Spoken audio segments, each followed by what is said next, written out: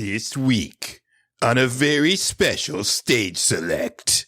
What could this possibly be? Seems a lot like a podcast. Wonder what specifically. Talking about video games. With your hosts, you're in good hands. Not more of the same. Now we'll jump right in. So expect the unexpected and more. Now we'll get grooving. Never know who's gonna walk through the door. There just might be some treasure in this chest. Hiding from with a special guest. Time for stage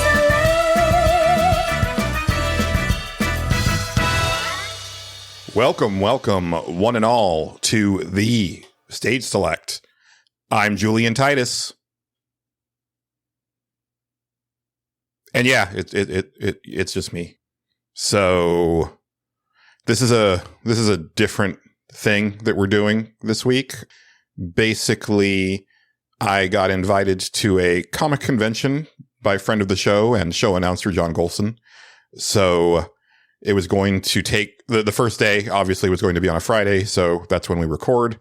And a while back, like even before we started the show, Justin had this idea that he was like, hey, if we ever know that we're going to have to miss a week or something, like, or we can't record, we could just like record our shit separately and just like do it that way.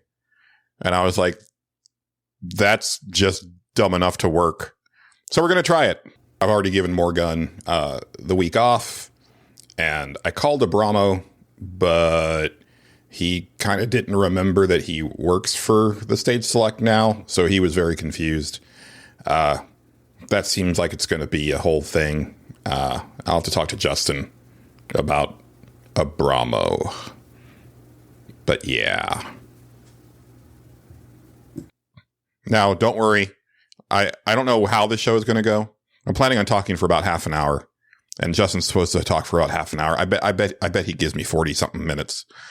And then we should also have James and JJ from RetroFits pitching in. So it should be like a tight 90-ish minute episode, but I am going to like divvy it up, so you don't have to be stuck with my boring ass for like the first half hour of this show. You'll get Justin soon enough. Don't worry. I know why you're here. It's fine. I accept my place.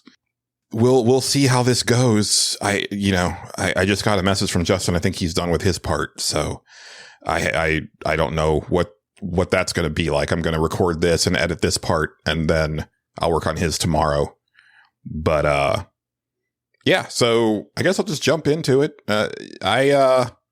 So I've talked about this on one of our Patreon specials, but I don't think I've really gone into detail on the main show, which is that in the last like 6 or 7 months, I've fallen into like the VTuber rabbit hole pretty hard, specifically HoloLive, and I've become, pretty decent sized fan of a few of the girls there. Mainly through just like watching like clips and stuff like that. Although occasionally I will like tune in when they're doing a live stream, at least for, a little bit. And I figured, you know what? I heard that there's their HoloCure game. I should probably try that. So that's what I did. I downloaded HoloCure on PC, and I played that. HoloCure is a fan-made game, actually. I thought it was an official game. But it is a fan-made game that is basically very much a Vampire Survivors like.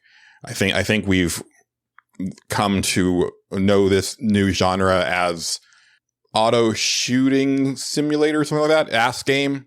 But yeah, anyway, it is a very faithful, very good one of those. If you liked Vampire Survivors, HoloCure hits the same buttons, although it probably hits them stronger, based on how well acquainted you are with the HoloLive girls. I think it's very smart because the first characters that are unlocked by default are the girls from Myth, which are the first English HoloLive girls.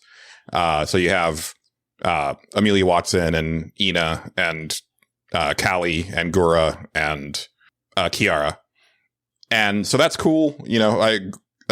Callie and Gura are two of my favorites, so it was cool to have them available from the start. One thing that is different from Vampire Survivors is that the character that you pick actually determines a lot of the like weapons and items that you get. And there's a lot of like in jokes in there and a lot of like character specific moves. You also can unlock a like a super move, which is kind of neat. That's kind of an upgrade from Vampire Survivors. But structurally, it's almost the same. You know, you're fighting waves of enemies and leveling up and selecting new weapons or new items to upgrade your character.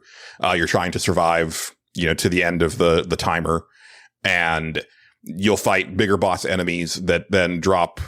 Here it's a package from Holozon, which I thought was kind of cute.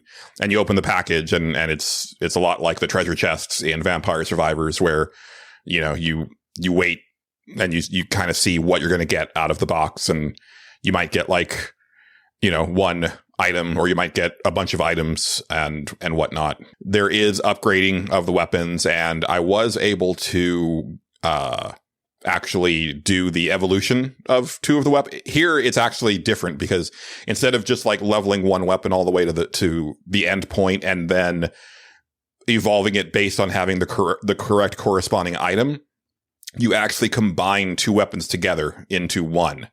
And it kind of makes like two super weapons at the same time, which is kind of neat. My only complaint about it so far is that the way that you unlock new characters is done gacha style, which I don't really see the point of. And that was a big bummer for me, because my favorite HoloLive girls are Crony and Mume from Promise. And they're behind like the gacha wall. And so I got enough coins to like do a few pulls, and I got 2 irises and a Asana. And they're actually, well, I never even saw Asana, because she graduated, as they say in VTuber land, apparently. And Iris, I don't know. I haven't really paid much attention to her. So kind of bummed about that. But yeah, it is what it is. It's fun. I don't know that I would prefer to play it over Vampire Survivors, but it was interesting to check out. I think the company that is over HoloLive is missing a big opportunity. I think that they could do official HoloLive video games, and they could be really successful. I was telling Justin about this music video that Callie and Gura did called Q, and the character designs that they did for that are awesome. They look like something out of Devil May Cry, and the choreography is really cool. And I would 100% play a character action game starring those two VTubers. I think that'd be awesome. But like all of the game stuff that, from what I can tell, is actually like fan made. Like there's a RPG based around the story of and lore of the Promise Girls that I've seen them play on stream.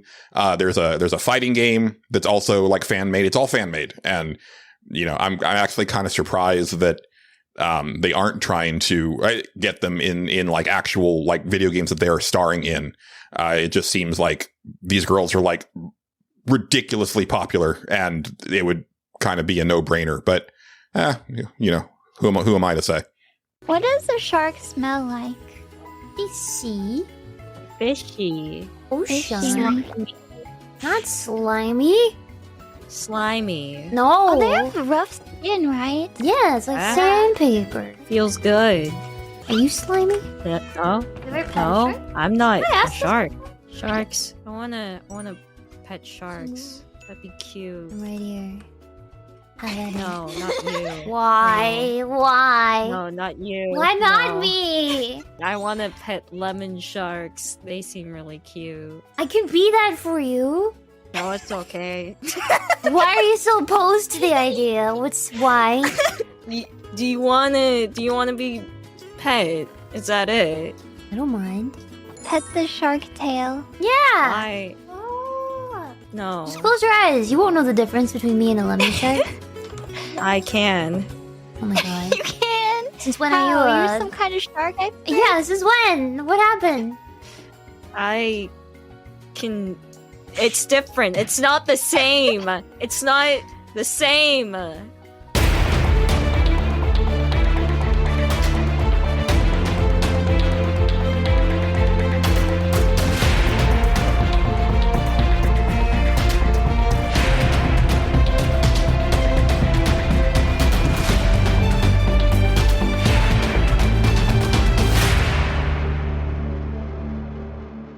Okay, and we begin. And I'm Justin Ham. I guess that's how we do our intro, isn't it? That's it. I say that, and then I say things. Hi, I'm here. I'm all by myself. It's weird, but it's fine. You know, it's fine. I'm doing it. Let's talk about video games. I guess it's 8:00 on a Tuesday.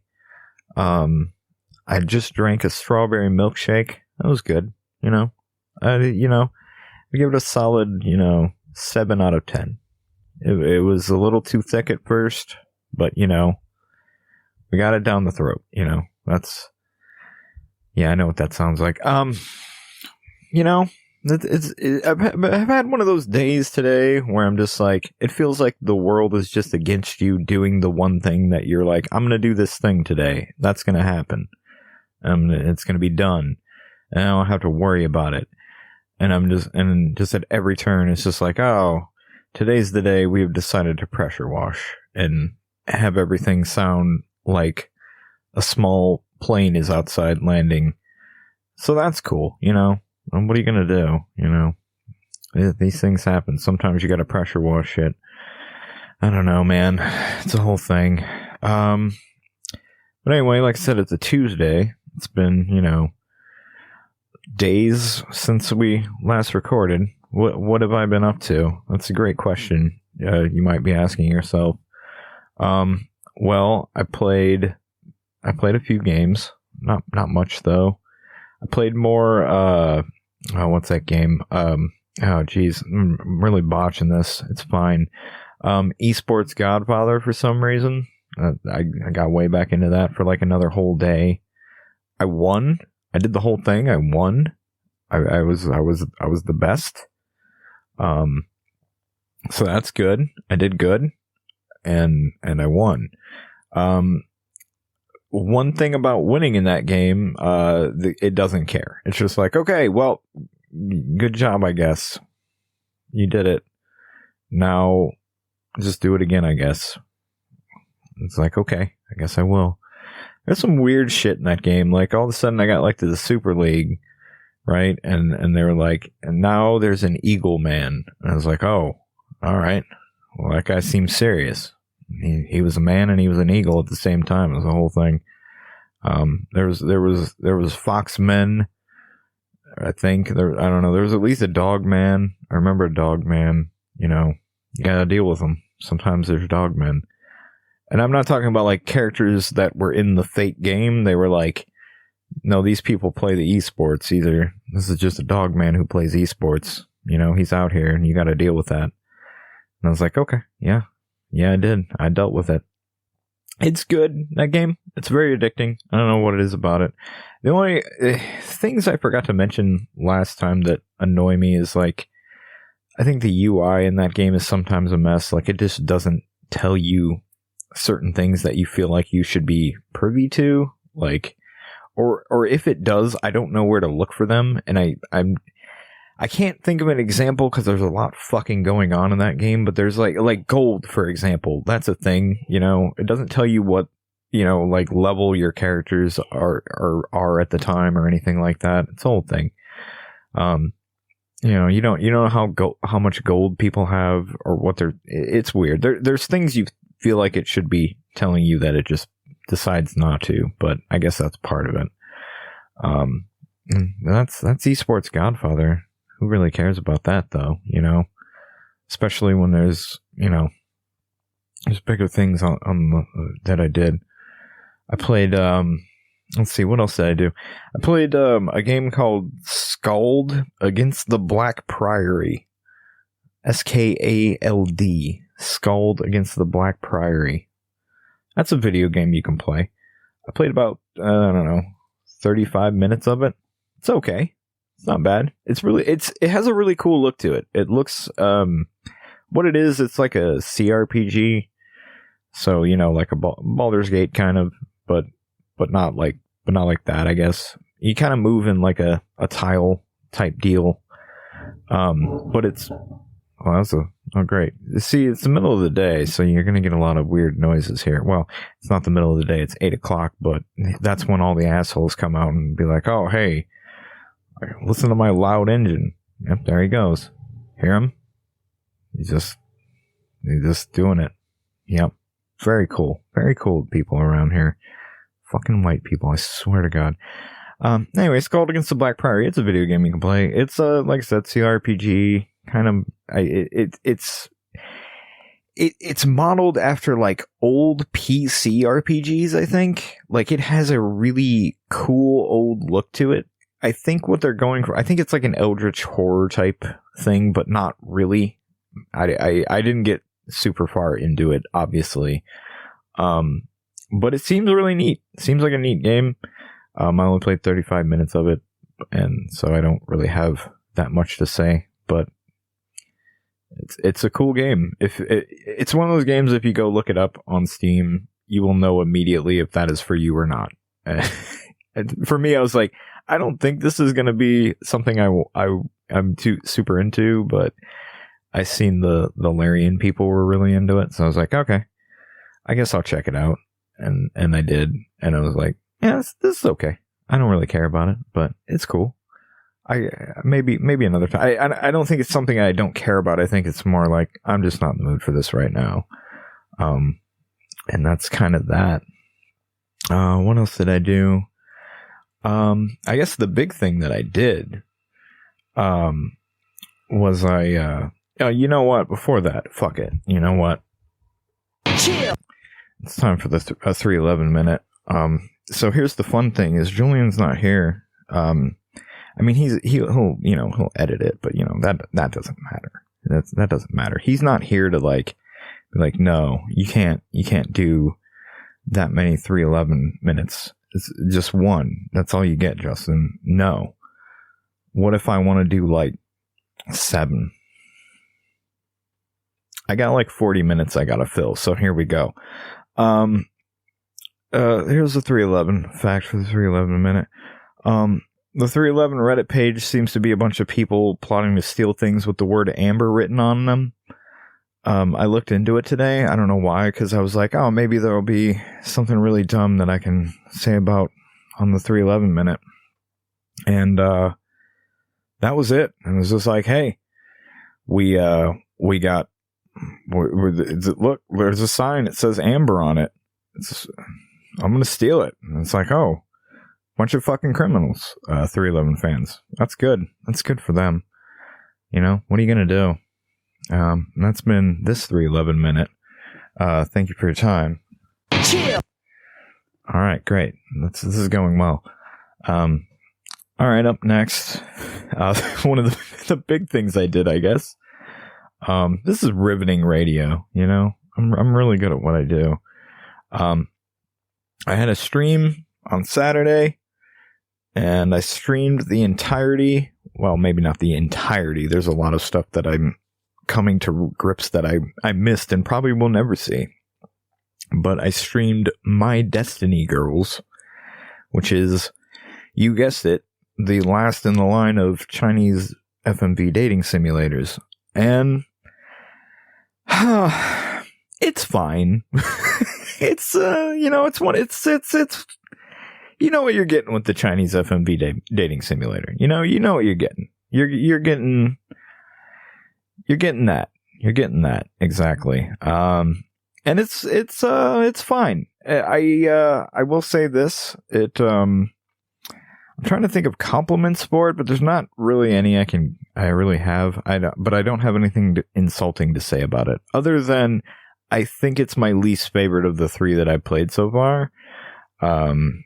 If I'm ranking them, and I will rank them because no one's here to stop me from ranking them. Now that I've played them all, I think it's Love Is All Around is the top. I think that's the peak so far.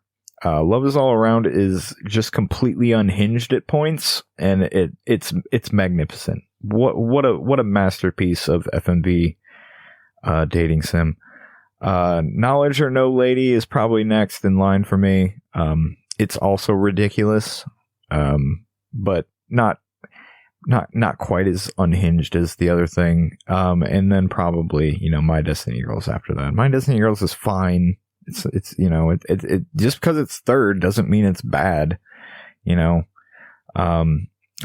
you watch that stream, I was firmly aboard the GUI train. We were on the train and we were riding it. Choo choo. That's how it went. That's how the song goes. You know the one. So yeah, I played it. It was fine. I can't believe I sat there and played the entire thing for the whole stream. It was like 3 hours. I said that like it's, big, a huge thing or anything. I slapped a man and didn't mean to. That was fun. Trying to think of other things. Oranges. There's a big fruit component in that game and a lot of fruits. Every girl seemed to have their own fruit associated with them. Like there's a doctor girl and she was apples. And then Gooey, like I said, Gooey Sihan or whatever. I don't know how to pronounce. I'm not good at pronouncing their names. I'm really bad at it. Gooey, she was oranges. She was into oranges. I never got to see what all of their associated fruits were. I know one of them was grapes. Obviously, one of them, the doctor was apples. Oh, apple a day and all that. I've been thinking about this game for, a matter of 10 minutes and that just hit me, apple a day, right? The whole doctor thing, transcending English language, that saying. But yeah, it's a fine game. I'm here on the store page for it because why wouldn't I be? And we're going through. I'll just talk about each girl individually. First up, they have who they describe as the cute and cool roommate. I guess this is they're asking who you're going to end up with. Who will you choose to be your partner at the end of your sweet journey? The cute and cool roommate, and that's Gooey. She's like a roommate. She played video games. They don't give a fuck in China, man. They will just be like, yo, here's just a copy of Elden Ring.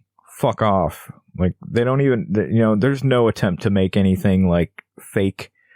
Like, like if it was like a show on NBC, it'd be like, listen, we want to make an Elden Ring, but it can't be called Elden Ring. Okay. So what do we call it? It'll be Old Loop. It's not a good joke. But Gooey was there. She was cool. She had a motorcycle at one point. I don't really know how she got it. They don't really explain. She just shows up and has a cool biker jacket and shit like that. And I was like, well, I know who I'm going with. That sealed the deal. She showed up in that fucking leather jacket, and I was like, okay, well, yep, she's the one. That's it. That's all it takes. Next up on the list here, we have the charming and hot woman. I don't remember her name, but she was in like an escape room that you go to in the beginning of the game, and she scares you, and then you die.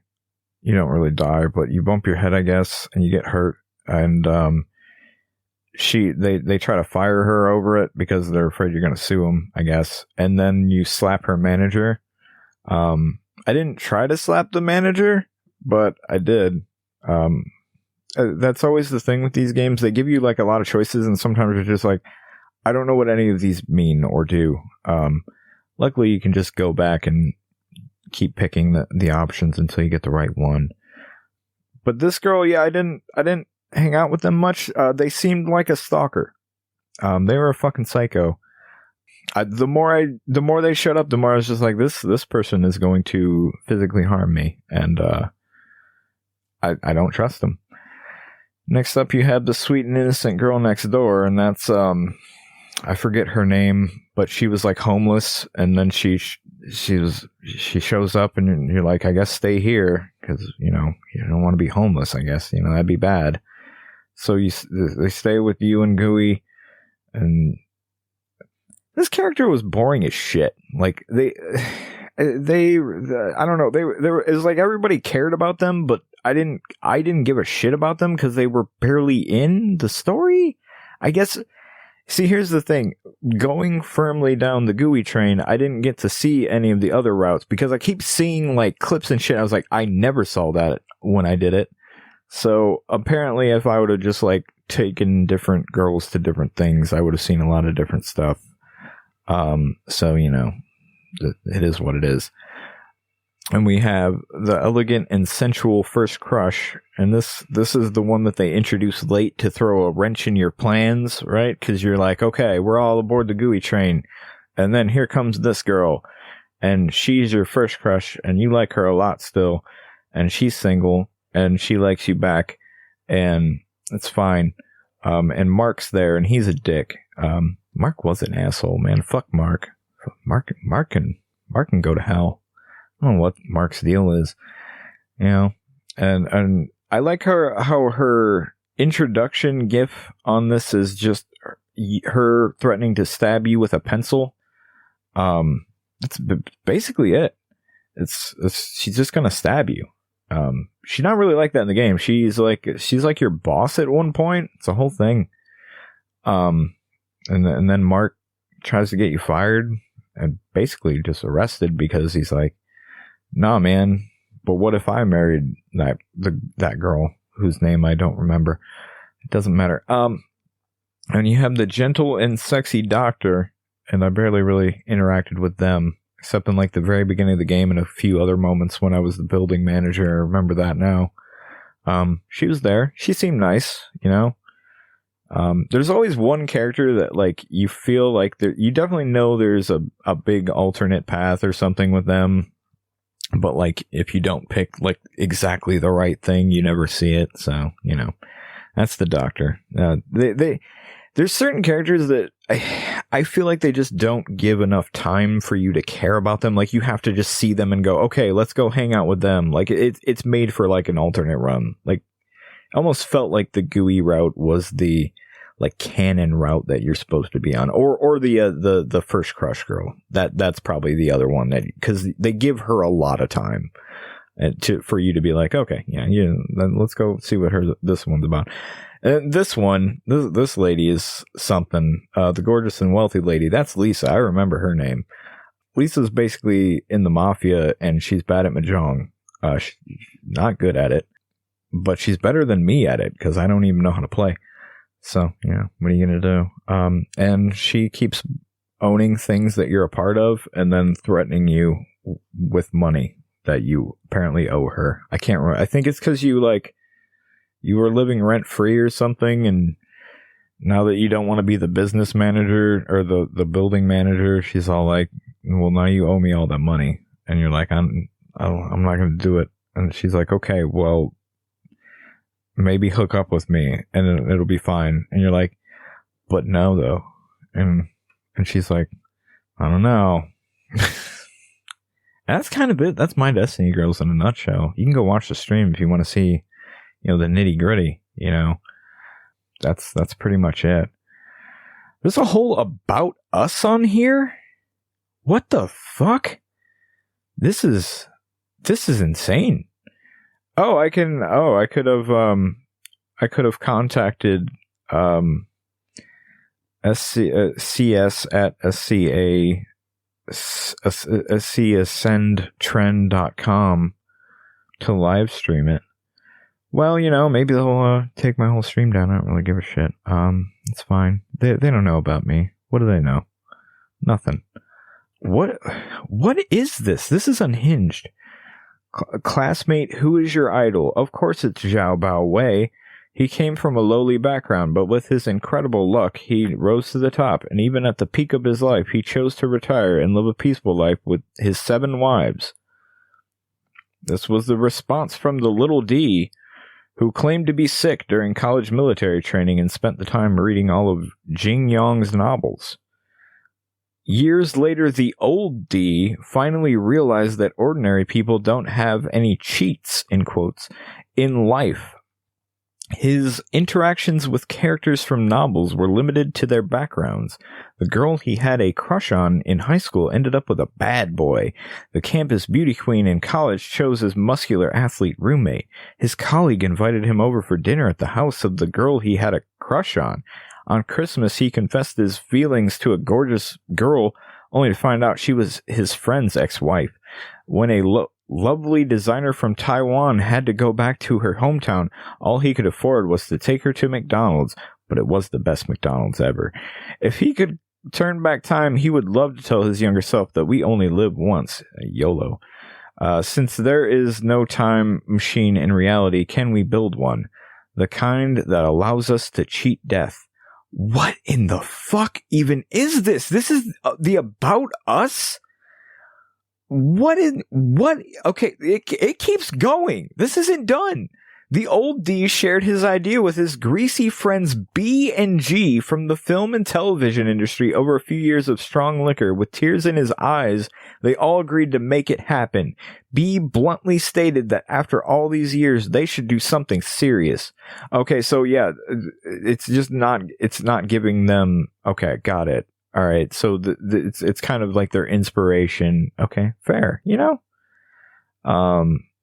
Apparently they brought on a well-known Chinese music label. Yeah, that stream's gonna get banned. Enjoy it while you can. It's fine. It's fine. They don't know who I am. What are they gonna do? Take the stream? I don't give a shit. It's fine. Just take it down. It's cool. Nobody tell anybody. As long as none of you snitch, it's fine.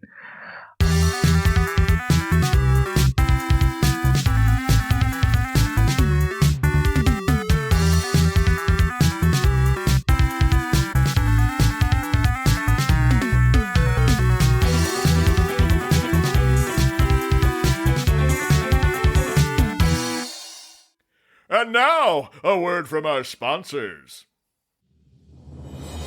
Well, howdy, y'all. Name's Patricio, and I'm running for the Democratic presidential nomination. I come from a small mining town and built myself up into a billionaire through grit, determination, and an overwhelming desire to help people. Now I want to take those skills to help the great men and women that make our video games. So vote for me, and let's change the world. I don't really have any kind of formal introduction to this planned out, which I think plays into the chaos of Julian just literally throwing patches together to make an episode. Yeah. So I'm hoping that that'll be okay. So, yeah, something we talked about recently, actually. Final Fantasy VII Rebirth, the possible PC release now that the exclusivity period is over. Yes, indeed. Yeah, so, I mean, when it was Remake and Integrate, it took like a year and a half before it was on PC. So I imagine it's going to be something similar with Rebirth. I don't know about that, because companies have been getting a lot faster on releasing stuff, especially to multi-platforms like Steam. I guess that's true, yeah. But I mean, that's really the only predictor people have, because the only announcement they made is hey, on May 29th, the exclusivity period is over. And I mean, I part of me sort of always knew that it wasn't going to come out on that exact day, but there was a little part of me that was maybe they've already finished the PC version and they're ready to port it. I mean, yes, but also no. Yeah, I mean, given what I know of gaming and programming in general, the version is ready right now. It's just they want to either wait for the sales or they want to lock it down a little bit, which is unlikely because modders will mod. Yeah, the modding community. I mean, I've actually, speaking of Remake, Integrate, I did go back because I was trying to sort of keep my hype alive for Rebirth, because I really do want to play it. And I went back and I beat it, and I realized, hey, I've never played the Integrate chapters, That's right. the intermission. You watched me play them. Yeah, and it was... that's the thing.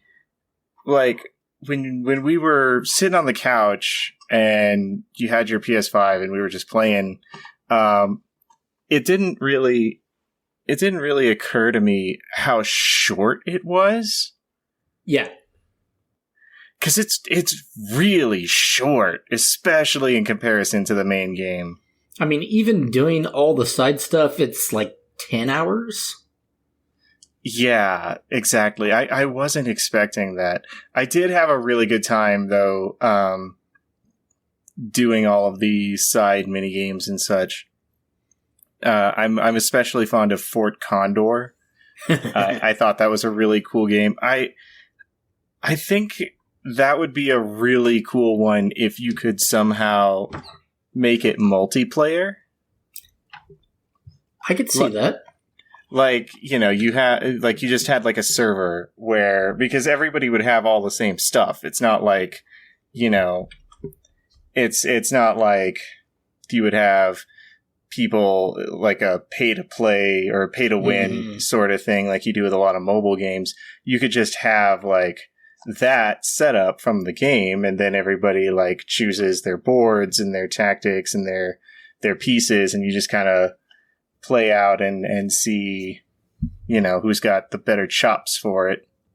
The origin of that thought was I went back and I did like the hard mode Condor missions, and I got the trophy that apparently only 2.6% of people got on Steam, because Chadley is such a fucker. He is. He very much is. But like, okay, so it was a lot of fun. The hard mode missions were actually really fun, because they were just that. It was like hard. I had to sit and think about, okay, well, I got to swap out these units, or I got to use this board, to counter what's going on here. But for Chadley, I swear to God, I sat there for hours trying all kinds of different tactics and counters. And eventually he just swarms you with an unending stream of units. It's really, really unfair. And I'm mostly just upset that like the only way I found to beat him was with cheese. Like I was just like, really? This is the solution? Take the two weakest units in the game and just spam them over and over until you win? Really? This is it? Because none of his units are fast enough to destroy my base before I get his? Yeah. That's... in Rebirth, one of the fight, I think it's like the last fight that you have against, because it's set up into 4 different Fort Condor fights that you do, and the last one, of course, is the hardest. There is one enemy that it will just ignore your defenses, walk right by them, and then attack your base. Yeah, that's what the guard dog does in the board game. It's such like cheesy bullshit. And see, that's the thing. When you told me like, hey, Fort Condor is like actually going to be a place in Rebirth, and they're going to do the whole thing, I got excited for it, because in the original there's like 13 or 14 Fort Condor battles in the OG Final Fantasy VII, and some of them you have to turn around and go back to Fort Condor at weird times, or you'll just miss them. Yeah, and they just won't be available. But yes, as far as like mini games in an RPG go, it was one of my favorites in the original. It's definitely my favorite from remake. Bike notwithstanding, just because the bike got kind of repetitive. It was awesome. It was rad, but it did get kind of repetitive. Now, the Golden Saucer bike minigames, those actually are a lot more challenging and fun. Oh, I was really hoping that because I've seen, just through like the consumption of online media and having to have a Twitter account for the show and having to participate, in social media, just in general, I have seen some clips of like Rebirth and, how it's supposed to look like outside of trailers. And I did see that they had the golden saucer, and I saw that like it looked like they had rendered basically the entire thing as it was in the original.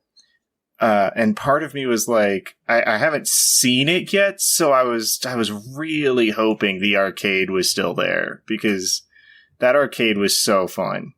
Oh yeah, no, the arcade absolutely is there, and they've rendered it, yes, but they've also made it more realistic in the fact that you don't just jump into a tube and pop out at a new section.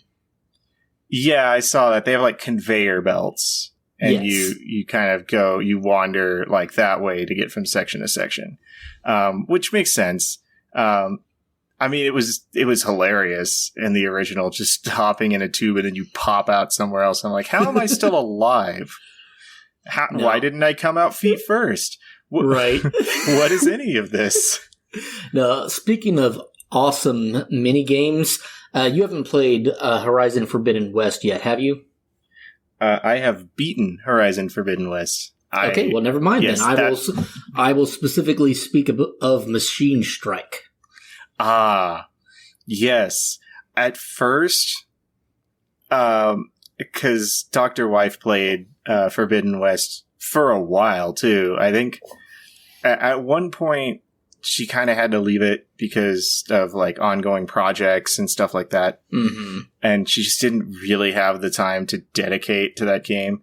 But one of the things that I saw her try before I started playing was like the Machine Strike, the mini game and like the tutorial one.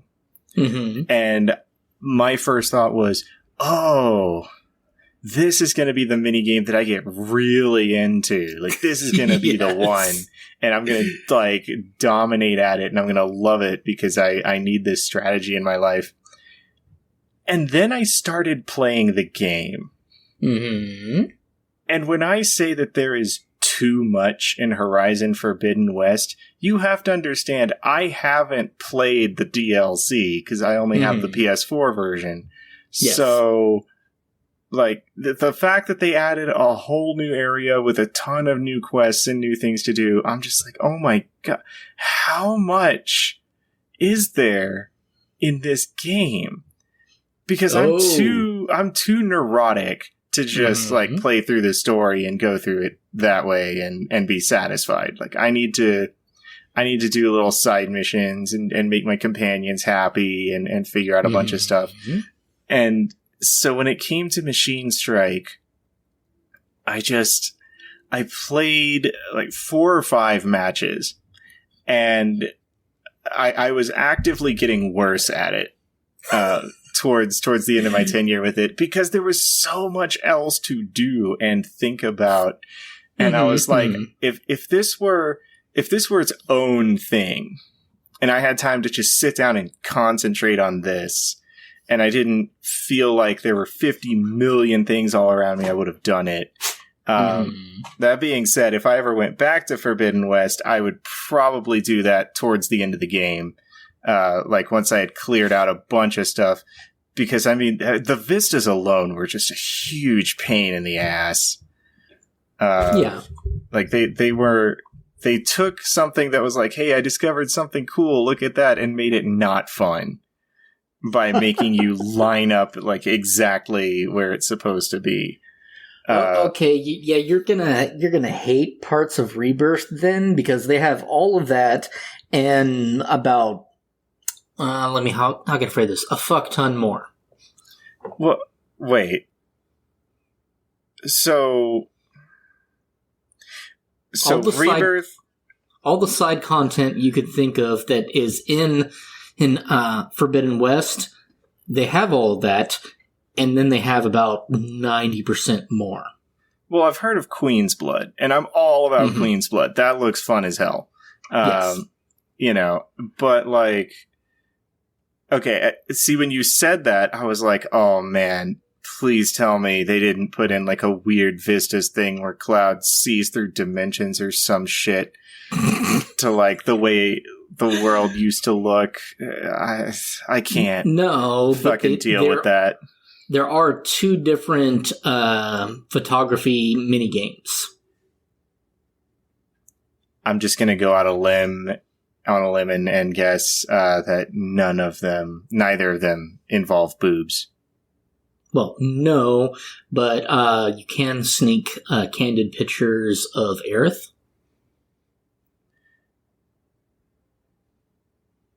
Okay, developers. Well, I mean, she's fully clothed and she's turned away from the camera. So she's like in side profile, so it's not creepy. But she doesn't know you're taking them, does she? Well, she kind of does, and she confronts you later. I'm really not spoiling much. I mean, okay, kind of does.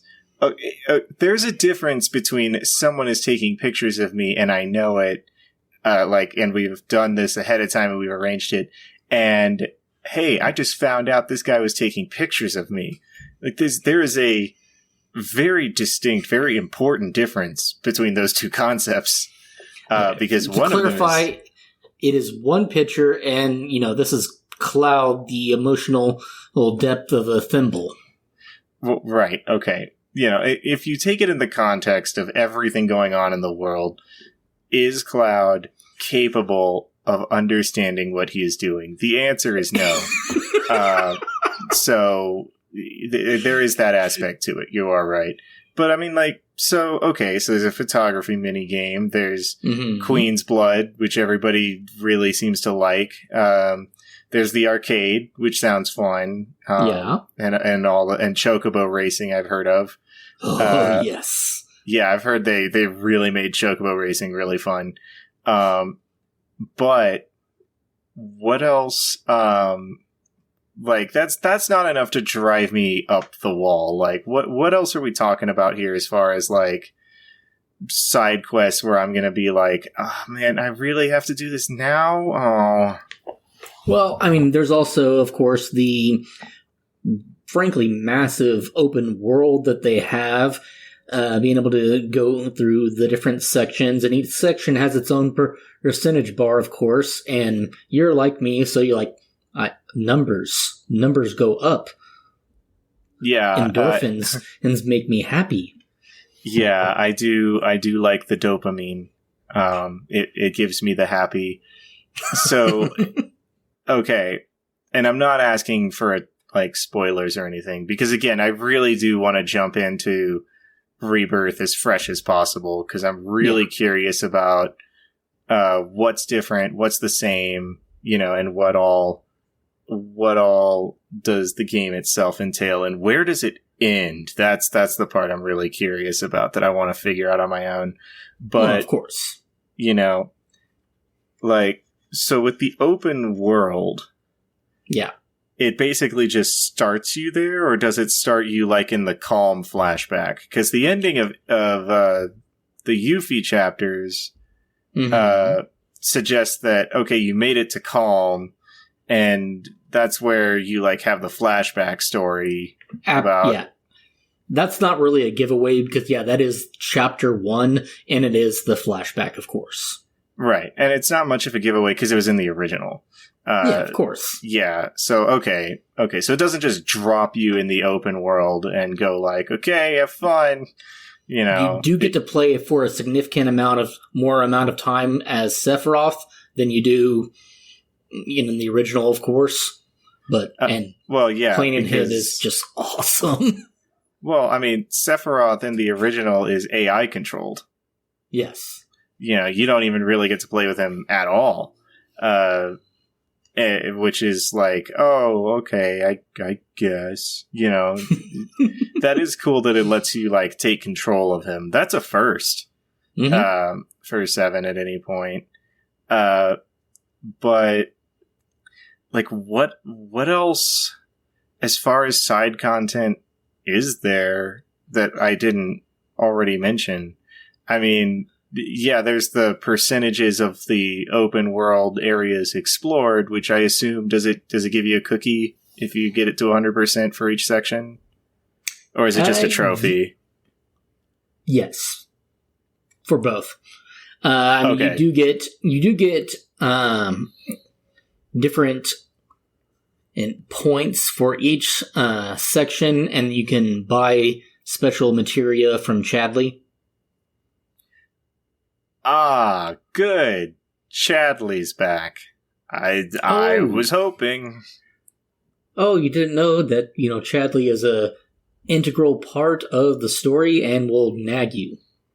And this is just coming from my experience sitting with my PlayStation, I didn't know that Chadley was an integral part of the story, because Chadley didn't fucking exist in the original, and I'm a little upset that he's now the most important fucking part of, like, a side quest. Okay, but no, it's a side quest. It's not. It's something they added purely on. It's okay. I have to. Well, calm myself. Not just side quest. Well, quest in plural, but he's an integral part to the plot. Okay, I guess my real question is, have we listed off all of the mini games that I have to worry about? Because we're not at the point where I'm like head in hands, like trying to figure out how to manage my time to get all of the things done that I want to. But we're not too far from that point, if that makes sense. Let's see. There's also the 6 different chocobos and their individual mini games that you have to do to capture them. What? So, okay. The reason I got excited for chocobo racing is because I thought there was going to be, like, the chocobo breeding with the nuts and the greens, and then you get the special color chocobos that can go special places. Are you saying that aspect of it has been shortened to you have to catch them? Yes. Well, each region has its own chocobo, except for like the last region, I think, because that one's all by boat. But each one has their own region and their own special abilities in the racing mini game, in the chocobo racing. Gotcha. Okay. Because you got your bog standard yellow chocobo, you got your mountain chocobo. Yeah, which I remember being a super cheat on the long one in the original game. Then you've got your Gungaga region chocobo, which from an aesthetic point is one of my favorites because it's green. And that one jumps, which actually is really handy in certain races because they will have like gates and barriers, and you can just, jump right over them using their special ability. Nice. Okay. So chocobos have been taken from a side quest to more of a mini game. Okay, I can live with that. What else are we working with here? What else are we working with?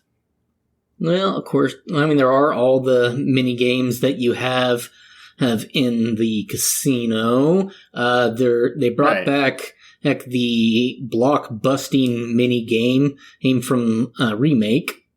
The block. Oh, Whack-a-Box. Okay. Yeah, so that's there. It's a different style and actually very much more difficult, but it is there. Let's see. What else? I mean, there's the collectathons, of course, in the different regions. Okay. See, now we're starting to approach capacity. We're starting to. And, there's the Cactuar minigame. Okay, I'm probably going to regret asking this. Mm-hmm. What is the Cactuar minigame? The Cactuar minigame is set up in the desert area, and they have different stages where you have to fight as either Yuffie or Aerith, and different attacks will damage certain encolored Cactuars, and you have to do it in like a time limit. You have a time limit, of course, to defeat all of them. Then, of course, they have multiple fighting tournaments as well. Okay. And missions where you have to beat certain specialty monsters in order to get it materials to transmute. Okay, but that's just like the regular battle system. Yeah, although the fact that you can basically make your own healing items actually helps out quite a bit. Okay. So we have reached the point where I'm like, okay, this is a full game. I'm gonna have a lot of fun with it. Mm-hmm. It's gonna be difficult to find like all the time I'll need to do all of it, but I can play this without getting the kind of burnout that I got, because I did finish the story of Forbidden West, and I like got the happy ending, and saw like the big twist at the end for Horizon Space Odyssey or whatever they're going to call the third one. Yes, but we're at that point where I feel like I can do that in Rebirth, because there's been a lot of burnout. Is like the one thing that I've noticed. There's a lot of people who get like what seems like what must be close to the end, and then they're like, I can't play this anymore. My life is gone. What am I doing with myself? And I get the feeling that they're only like 100 hours in. Like, guys, come on. I will do the same thing. I'll take a 2 or 3 month break, and then I'll come back to it. That's normally at around the 100, 120 hour mark that I do that as well. I've done that with several games. Okay. Yeah. So have we reached the end of the list? Oh, no, there is absolutely more, especially whenever you include the piano minigame, which is just a nightmare. No. Because it involves the joysticks, of course, and if you're not good at looking at both sides of the screen simultaneously and having different inputs with using your thumbs on different joysticks, most of the songs are decently easy, and there's only one that you technically have to do. But, seeing videos of people playing in Sephiroth's theme on the hardest difficulty and getting it perfect, I'm like, my thumbs hurt just thinking about trying to do that, and I don't know if my eyes can look in both directions like that. Yeah, okay. God, of course there's another, whole mini game, and I'm sure there's prizes for it, so I'm gonna so I'm gonna have to do it because I want my treasure. I want it. I want my treasure. So okay, that actually sounds like it's gonna be easier for me, because I really like there's a great couple of great indie games. It's Bleed and Bleed 2, where you use the left stick to sort of move yourself across a side-scrolling level, and there's different buttons for dash, jump, air dash, that sort of thing. But the right stick controls your aim. So as long as you're holding the right stick in a direction, you're just firing constantly in whatever direction that is. So this one is a little bit different than that. Well, yeah, I imagine it's okay, I have to hold this one stick in this direction, this stick in this direction, and then it will play, and then I have to do something to play the note right. And if I do it wrong, then everybody's mad. You have to tap it in a certain. It's 2 wheels, and whichever the 6-axis directions, whichever one you press, that will play the note. Okay.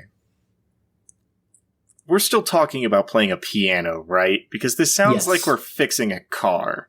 I mean, it's not it just dissimilar. There's also several different racing mini games, and also a mini game where you get turned into a frog and have to jump over things. Okay. That's cool, I guess. The dolphin racing one is actually a lot of fun. Dolphin racing. Yeah, you're dragged by the dolphin and underneath Junon.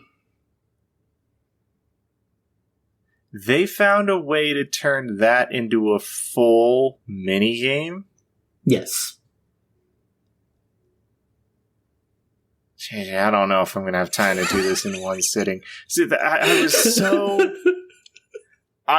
I take an absurd amount of pride in my, like, I'm going to sit down, and I'm going to play this game, and I'm going to finish it before I move on to the next game. And that's just how it's going to be.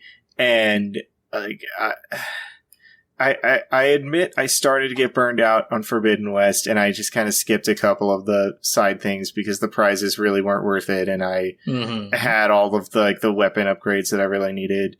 You know, and I felt like I was strong and armored enough to really handle myself anywhere in the world. You know, and when it came to Eiyuden Chronicle, like, there's so many, like, mini games and things you can do that are, like, fun, and some of them are even, like, really hilarious. And I still managed to, because almost, like, you know, you have to do some of them just to get characters, to get the super happy ending. Well, of course. And I was like, okay, that's awesome. And I made it to the end of that. I don't know if you've played it yet or not. I have not. Okay. So I won't really spoil it. I will just say that the ending kind of snuck up on me, and I was like, oh, it's the end. We have reached the end. I was expecting this to be drawn out a little bit more with more army battle possibilities, but we're here now, and I'm watching the credits. Cool. Well, okay then. Yeah, I was like, oh, the bad guy's just here. Oh, I'm just gonna kill him. Okay. That weirdly makes more sense than a lot of other games I've played. Okay, cool. Yeah, so the ending of that snuck up on me. So I was able to, like, play it through to the end, mostly because I was sort of uncertain that I was at the end. Yeah. I could see that. But, like, with, like, the stories of burnout in gaming are somewhat exaggerated, and I know this, but Rebirth just seems to have so many of them that, like, I'm sort of afraid that I'm gonna get, like, distracted or sidetracked.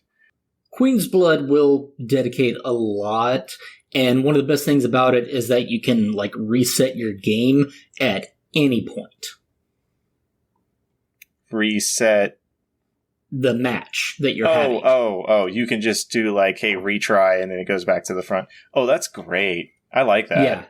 Yeah, because there is a tournament whenever you take the boat from Junon to Costa del Sol, and you can lose it, but you get a special trophy and achievement for winning the tournament. Okay, see, we are not achievement hunters, neither of us. Well, no, but like you and I aren't really, like, all about the trophies. I want to know if there's a cookie. Like, is there special materia or a weapon or a piece of armor, or is it just, like, a collectible key item that you get, you know? Or is it just the trophy? I don't specifically remember. I'm pretty sure it is just the trophy, but the cutscene is pretty funny. Well, a lot about the ship to Costa del Sol has to be funny, because, like, I still remember Red 13 doing his funky chicken dance like in his Shinra uniform with his tail hanging out. It's even better. Nice. Especially whenever you see him riding a chocobo. I have seen that. I was so, like, I laughed so hard, and then I got really mad. I was like, I wanted to see it. You know? Like, I was just, like, I saw it, and I was like, that's not fucking real. This is a prank. You guys are playing a prank. It absolutely is. And it is. It's adorable and hilarious. It's like, oh, man. He's already a four-legged animal, and he helps you track stuff, but, okay, sure, let's go with this. Let's have his front paws on the reins, sitting up like somebody mapped him to the wrong model. Yeah. Great. Great job, guys. Really, really forward thinking with that one. But yeah, so okay. Yeah, I could see myself like kind of staying hyped about this now. No. There's a really lot of content in that game, but it doesn't drop it on you all at once because you don't get to travel back to other areas until a little bit later in the game. They don't block it off completely, of course, but to get the full open world travel, doesn't happen until like chapter 11 or 12. Okay. I can kind of see that being the case. I mean, Remake itself was very linear, but so was that section of Final Fantasy VII in the original. Like, until you get out of Midgar, it's pretty much the path is laid out for you. Yeah. And there's not a whole lot of like extra exploring you can do, like running back and forth. So I'm kind of not surprised that they started off with that path again before they really like open it up and let you get to it. They do have additional quests, like after a certain point, once you reach a certain point in the storyline, it'll give you a message saying there are more quests in previous areas. Okay, that's a cool feature. I like that. I like that.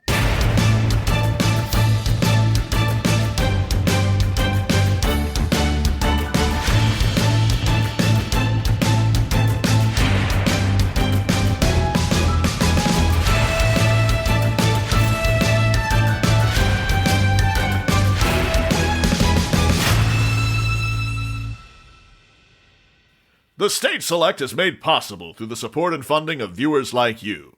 Here are our wonderful patrons. Oh shit! Oh fuck! I got to thank the patrons. Justin isn't here to help me thank the patrons. Yeah. So we appreciate all of our patrons, but every week we like to thank the executive producer tier. And this week we have Bookie. I'll try to do it, Justin. We have Casey Curran. We have David Portnov. We have Dennis Robertson. Oh, that's a new one. Thank you, Dennis. Appreciate it. That's awesome. We have Extrian. We have Matt Jorgensen. We have Philip P.K. Becker. We have Stephen Lobo. And we have Xavier Krager. Thank you, everybody, for supporting the show. It means a lot.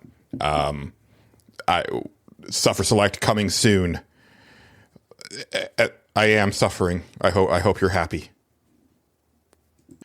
And that leads me to another thing that I did. So it actually ties in. I was watching Galgura. She was doing this special Dark Souls stream where she and Fauna were racing to see who could beat the first three bosses fast. They had basically a 2-hour timer to beat the first three bosses.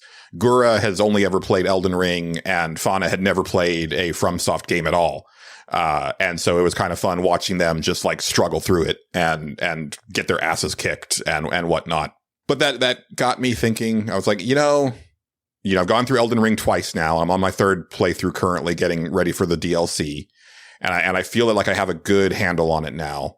Let me reinstall Dark Souls and see what I can do. Especially like let me see if I can do what they couldn't do on the stream. And for listeners who may not know, like I've purchased every one of these games except for Dark Souls 2. I played Demon Souls and Bloodborne the most. I clicked with them the most. I played those for about 20 hours each. And then like Dark Souls 1, Dark Souls 3, and Sekiro, I've played like under 10 hours. In the case of Dark Souls 1, I think it's just like a couple hours. And I've restarted it a couple times and just kind of bounced off of it. But then Elden Ring clicked in a way that none of those other games really did other than Bloodborne for me. So, I feel that like I learned a lot of lessons playing Elden Ring, especially with this current playthrough where I'm not using summons. And I thought, okay, let's see if I can apply that retroactively to these older games. And I'm playing the 360 version of Dark Souls on backwards compatibility on the Xbox. And now I can definitely see why like hardcore FromSoft fans, you know, might have gotten a little like bent out of shape when Elden Ring came out, because Elden Ring is definitely a lot friendlier, like right out of the gate. I think a lot of that actually has to do with just lessons that they learned over 15 years of level design and game design and encounter design and stuff like that. Dark Souls 1, going back to it after Elden Ring, feels incredibly slow. I picked a warrior because I figured that would be like, you know, kind of a baseline experience. And I was kind of taken aback by just how, like, just how slow even regular attacks felt, and even his roll. And it's not like I was fat rolling or anything. It just feels like a very slow roll. And I don't know that I like it all that much. And it's not that I was having like a really difficult time with it. Like, I beat the Asylum Demon on my first try. I beat the Taurus Demon on my second try, at which point the game actually hard locked on me. So I don't actually know if that counted. I might have to actually fight the Taurus Demon again because I haven't played it since that happened. It was very demoralizing. It's actually making your way through the levels that I find far more difficult than in Elden Ring. Mainly just because, and it's not that I find it like hard as much as I'd find it annoying, because I feel like the enemy placement is just super cheap. Like, you know, even knowing that like, oh, there's probably an enemy around the corner, it's like, yeah, but they do things that are just extra annoying. That again, not hard, just oh, okay, I don't feel like I should have like gotten killed here, but no, we'll run it again. Okay, that's fun. I'm enjoying this. And, yeah, and it feels like damage values, like you're taking like way more damage, like right at the beginning of the game than what I'm used to from Elden Ring. Stamina is like a huge issue. Like, I can only do like a few swings before I'm tapped out. And, you know, I think that is just that Elden Ring has refined the formula, you know, so well, you know, over many games and over many years, right? And I can definitely see the appeal. Like I was, you know, like, I think the bosses are cool, right? Like, and I think that's kind of also my thing with Elden Ring, is that like the bosses are the standouts because that's where you're really kind of like squaring off against this enemy and learning their patterns and stuff like that. Whereas just like getting from point A to point B is more about just not taking on too many enemies at the same time. Being smart about it, you know, kind of going slow, unless you want to just like kind of book it and run, you know, you can definitely do a Resident Evil thing where you know, just like run past the enemies. But of course, you're not going to level up that way. And I prefer to, you know, every time that I've died, I prefer to kill everything on the way back to my souls, to hopefully then bank them. But yeah, I played it for a couple hours, actually less than a couple hours. Like I think it took me like maybe like a little over an hour to get to to kill the Taurus Demon. So I beat Gura and Fauna, and I felt vindicated in that as the 44-year-old man versus the early 20s-ish women. I don't know how old they actually are, but I'm assuming that's around where they're at. But I don't know. One thing I think is that just like it's a 360 ass looking 360 game. and that's a little rough. I have an 85-inch TV, and so blowing that 1080p image up doesn't do it much favors. I think I actually did look up like if Dark Souls Remastered was on sale, but it's not because it's from their games. Their games don't really go on sale. So then I reinstalled Dark Souls 3, which I have not fired up. But I might do that here just to play like a more modern-ish Dark Souls game. But then I was like, well, I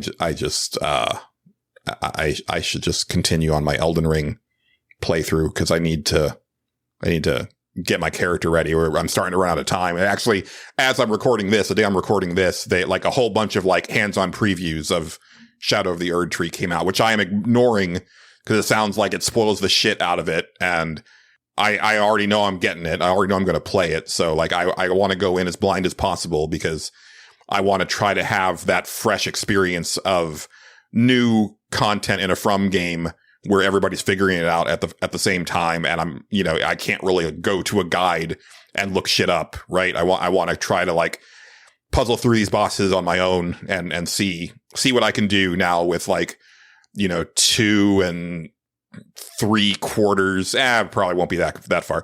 2.5, playthroughs of Elden Ring under my belt by the time it comes out.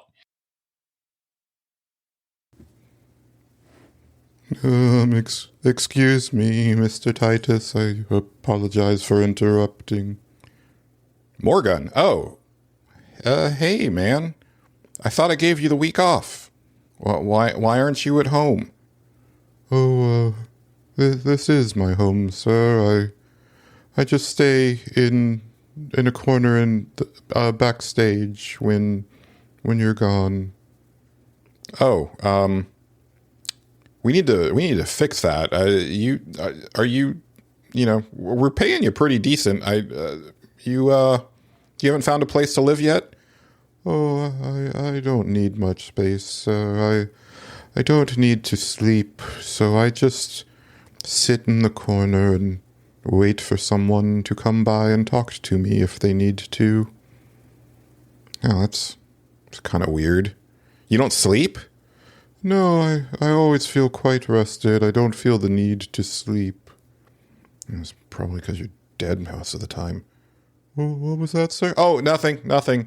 What can I do for you, Morgan? Yes, I was just hoping... I was wondering if you were done talking about the Dark Souls and the Elden Ring this week, sir. It's highly traumatizing. It reminds me of the poison swamps. So many poison swamps, sir. I want to be away from the poison swamps. Oh yeah, I didn't actually know you were here, so thought we were good. But yeah, no, I'm done with that, buddy. Don't worry about it. Okay, thank you, sir. I'll just go back and sit in my corner. If you need to speak to me, just come by, and you might need to talk to me 2 or 3 times before you find out what you need to find out. Yeah, thanks, buddy. I'll hit you up if I need you, but I'm probably just going to wrap up here and head out. Yes, sir. You have a good day. I'm going to continue my research on aardvarks for Mr. Ham. Yeah, you do that, bud. Thanks.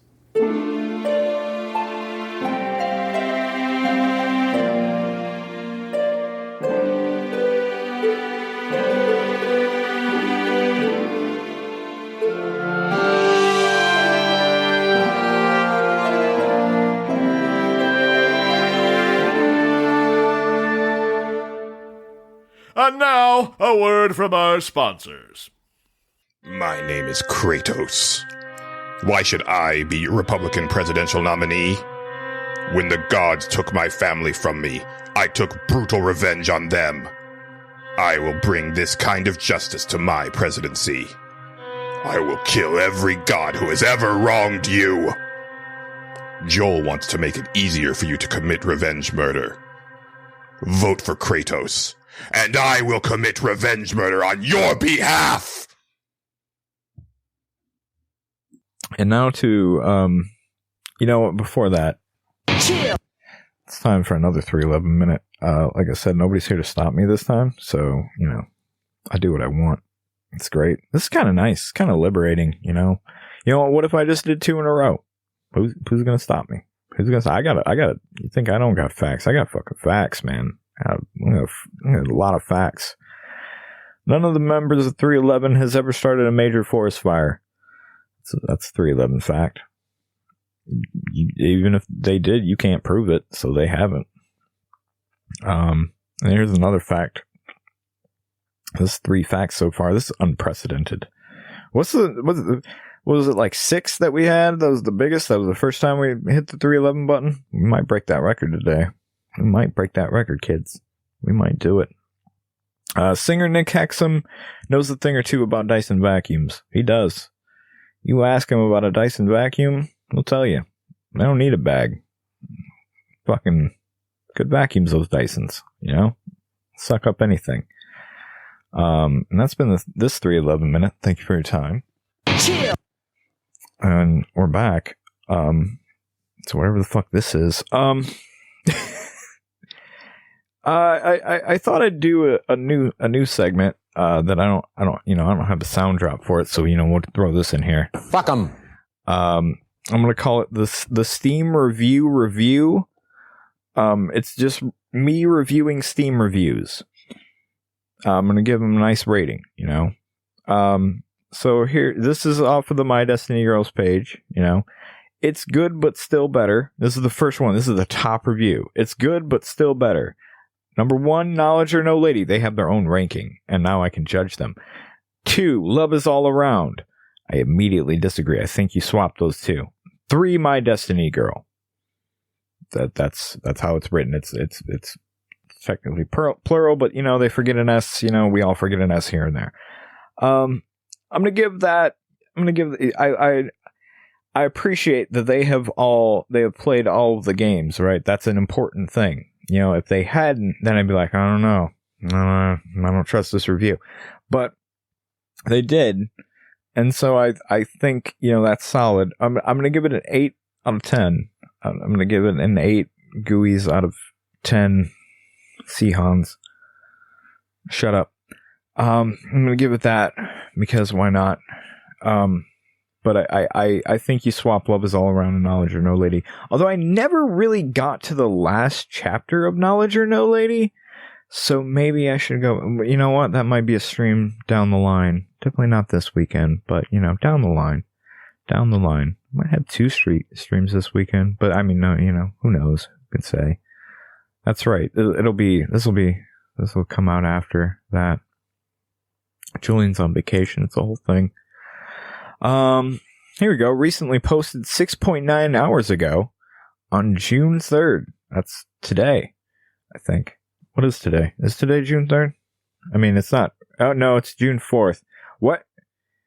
I don't even. That wasn't sick. Okay. Well, this is just wrong, This is that's. It posted June 3rd. They played 6.9 hours. Moving on. I don't know. It just says this. I don't even know anymore, man. I've given up. Game's really good, though. It's a positive review. I mean, don't give up out there, But why not? I don't think it's like really good. It's fine. I'm gonna get, I'm gonna give that like a 7 out of 10. 6. It gets a 6 trains out of 10 trains. Moving on. Okay, this was posted May 31st. They have 0.1 hours in the game. In demo, everything is working good without any bug, but when you buy full version of the game, it's crush all time after start. Steam thumbs down.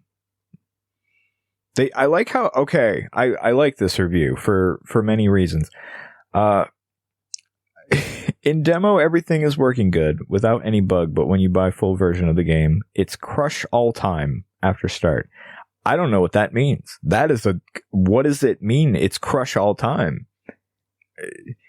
Is it like Big Punisher? He wasn't a player. He just crushed a lot. That's all he did. You know, he wasn't a player. He just had a lot of sex. You know, big Punisher. You know, he's a big guy.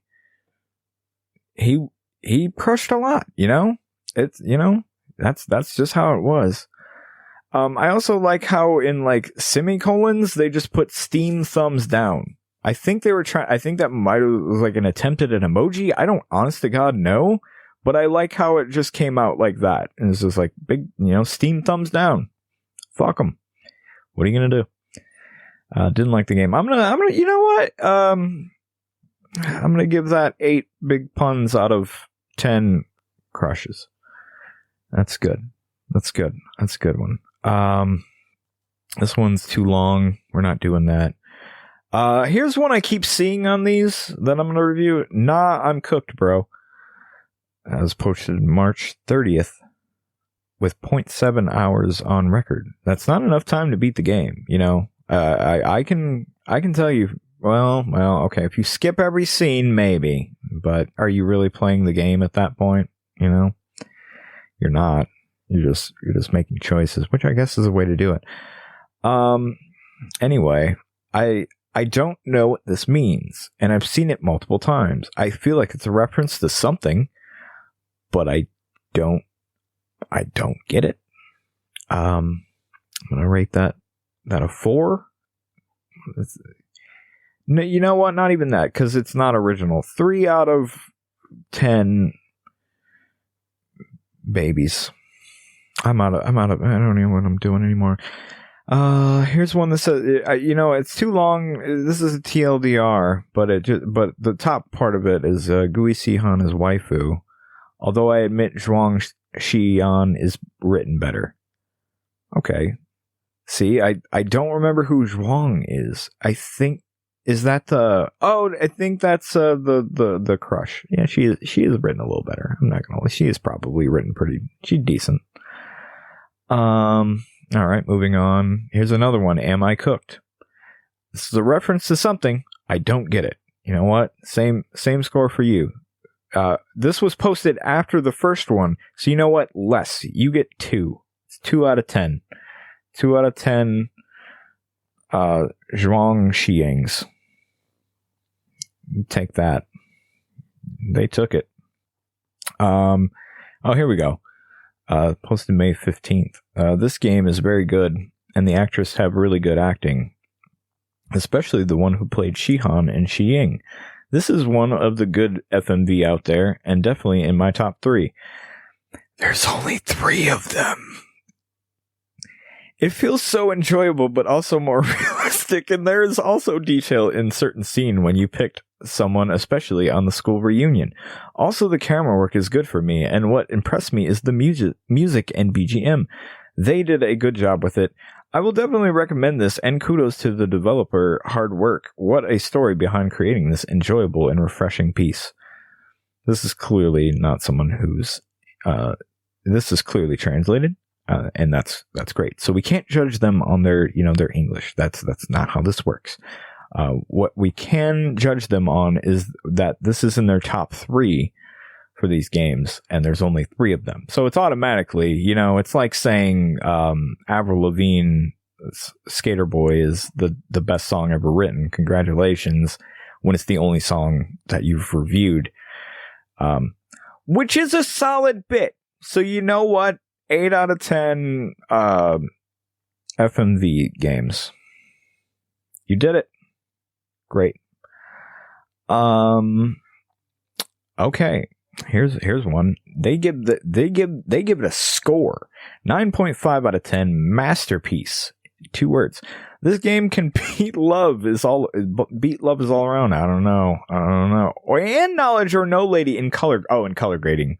The filming, the beauty shoot, the plot, the transition. Okay, interrupting here. I may actually agree with that.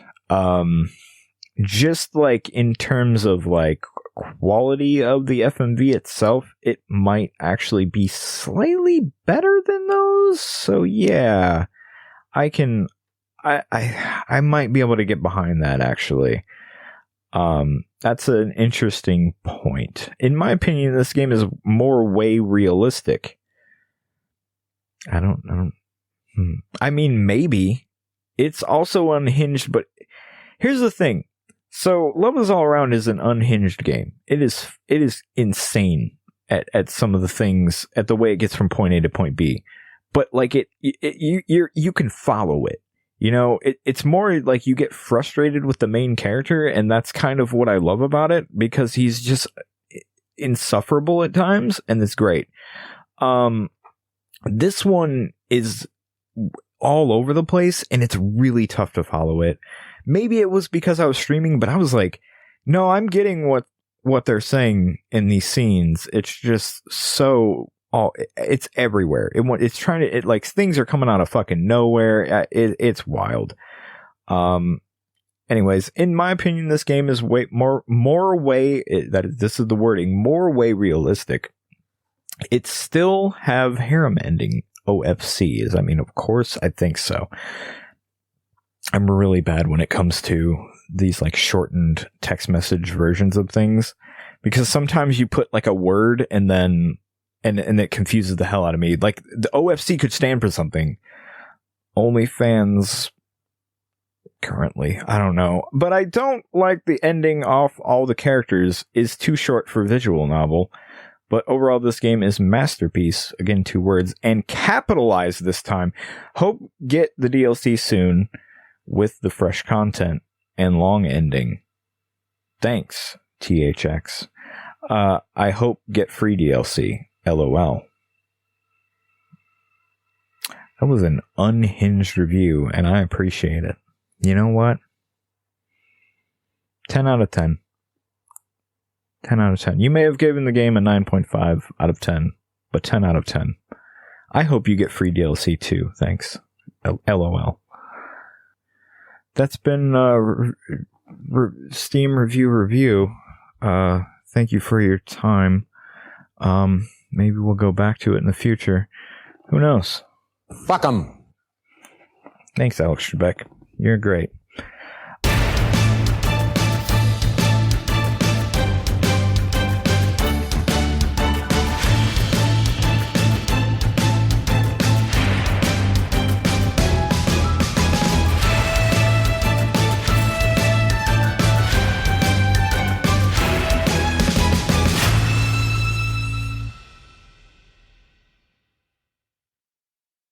This is, like, not a good segue at all. I'm just, like, it just sort of occurred to me. You recently got a Switch. You've been playing Breath of the Wild. Have you been, like, really exploring the Switch library? Have you found anything that you really like?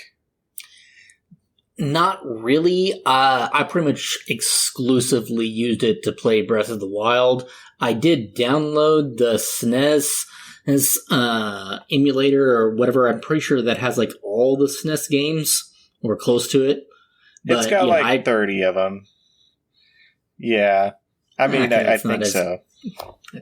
I'd have to check it out. I honestly haven't checked it out. It was just one of those free downloads of like, ooh, SNES. Okay. Well, you have to have Switch Online. You have to pay for Switch Online to be able to access that stuff. Really? Yeah, but they do have save states and cloud saves for all of it. So it is actually pretty nice. I mean, it's a good idea to check it out just to see the library in case you get inspired for stuff for us to do on the show and such. Mm-hmm. Which I'm really... I've got the ZNES as emulator, so I've got all 786, if I remember right, titles. Yeah, but how often do you like go through them and you're like, oh, I'm gonna play this one? The Gaia game. Record of... Oh, Illusion the one that we of just Gaia. played. Illusion of Gaia, yeah. Yeah, which that was a fun one. That was a good playthrough. So, on Switch, just because I know that you're a big Warriors-style gameplay guy, when you need to really blow off steam, there's multiple Warrior-style games. I know you're not, like, big into Fire Emblem, so, like, I'm not going to recommend that. But Hyrule Warriors I've heard of that, yes. Yeah, the original with all the DLC and all the bells and whistles is on Switch. That one is a ton of fun. And also Hyrule Warriors Age of Calamity is on Switch, which is sort of a... It's a really interesting take on like how in Dynasty Warriors and that sort of stuff you can sort of change history if you do things a certain way. Depending on which character you play with, yeah.